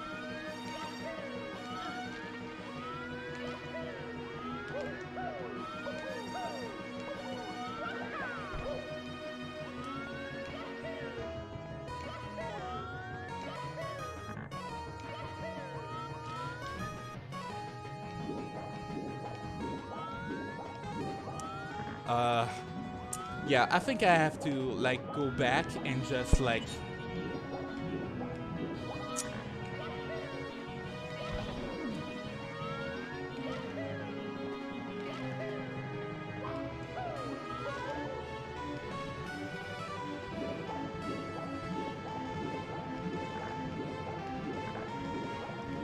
Man, I was in pretty much in good pace and I kinda messed up this far.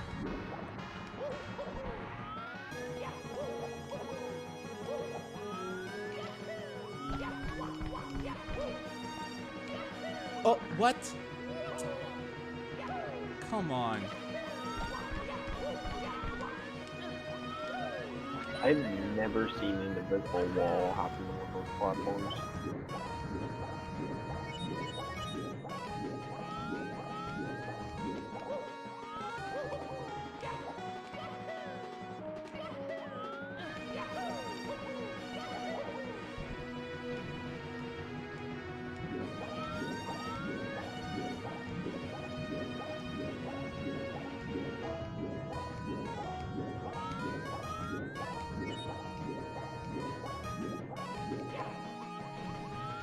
Okay.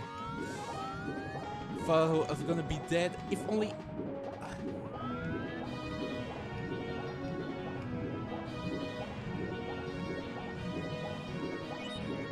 Okay, can I reach that? Thank you. Okay. Oh, that was a big ass time loss, and I kind of regret it. The big 1-2-0. Yeah, but I kind of messed up that route. Yeah, that's. I think I can actually PB this much. If it wasn't for that, I think I'd probably try to attack that after the marathon. If I feel to. Anyway, this is the Bowser fight. And this fight is a complete. I don't know what to qualify, but it's pretty stupid. So as you can see, there's two Bowsers. The one that's actually moving is actually Fate, and I cannot attack him. I can't even grab his tail, and he's actually overpowered. That's a great combo. Yeah, that's definitely the most ASM moment that Kevin's made. And this fight is kind of brutal because it can actually shoot much fire around. Like, really. And you need to be really lucky about it. And actually need full health to do it.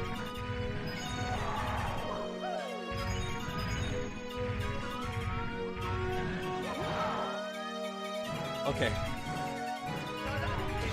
Okay, I get one hit.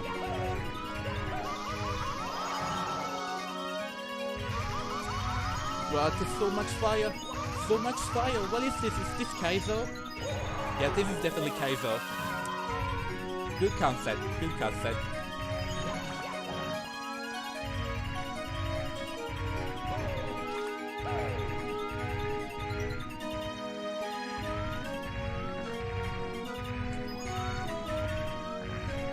Well, yeah, with those fire abuse, I don't have to mind like losing health and gain more coins for more extra health. But you actually need good RNG to do it.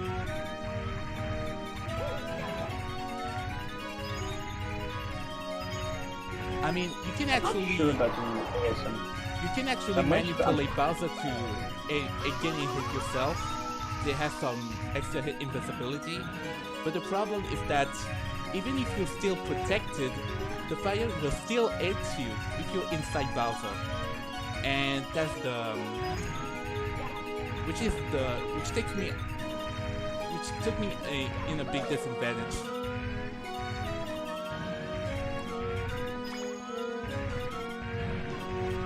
Like right now, I'm completely stumped. I really try to save myself, but seeing how this goes. God damn it. Fear fire jumps already. Yeah, and the fact that Bowser, like, the fast Bowser one, you cannot tell what next move is gonna make. Which makes this a lot more horrible.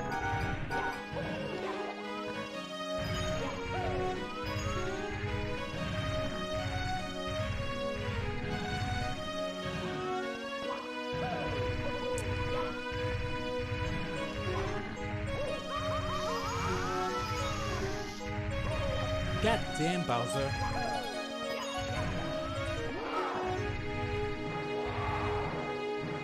No! What did I do? Okay.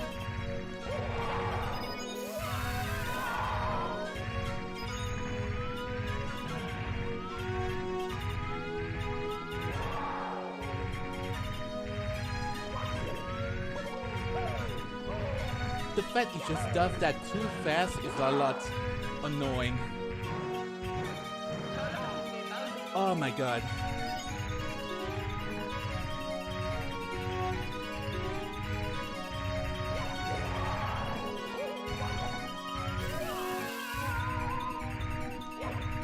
Okay, grab it. Okay, 2.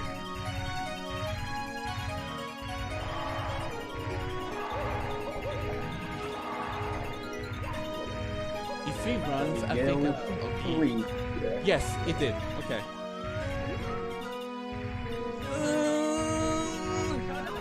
Yes! Okay, okay. No, no, no. Oh my god. False hope, man.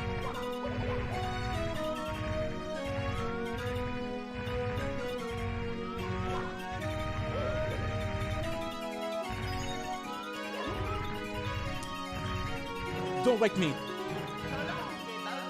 Are you kidding me? Where's the bomb?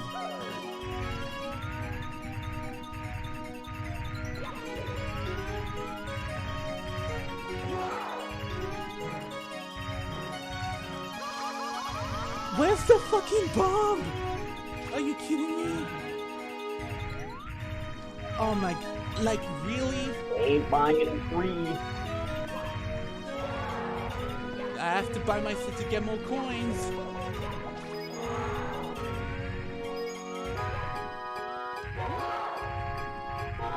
If it was me, it's over. Okay, we got it. We got it. We got it. We got it. We got it. We got it. Oh my god. Wait, did I PB? That's a that's a PB! That's a PB! Oh my god, time, time, time, time! Yes! It's a PB! Oh, 1 minute ahead! That also world record. Wow! Consequently. 317! 317.19!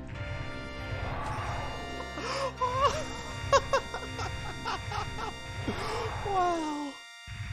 That's crazy, but man.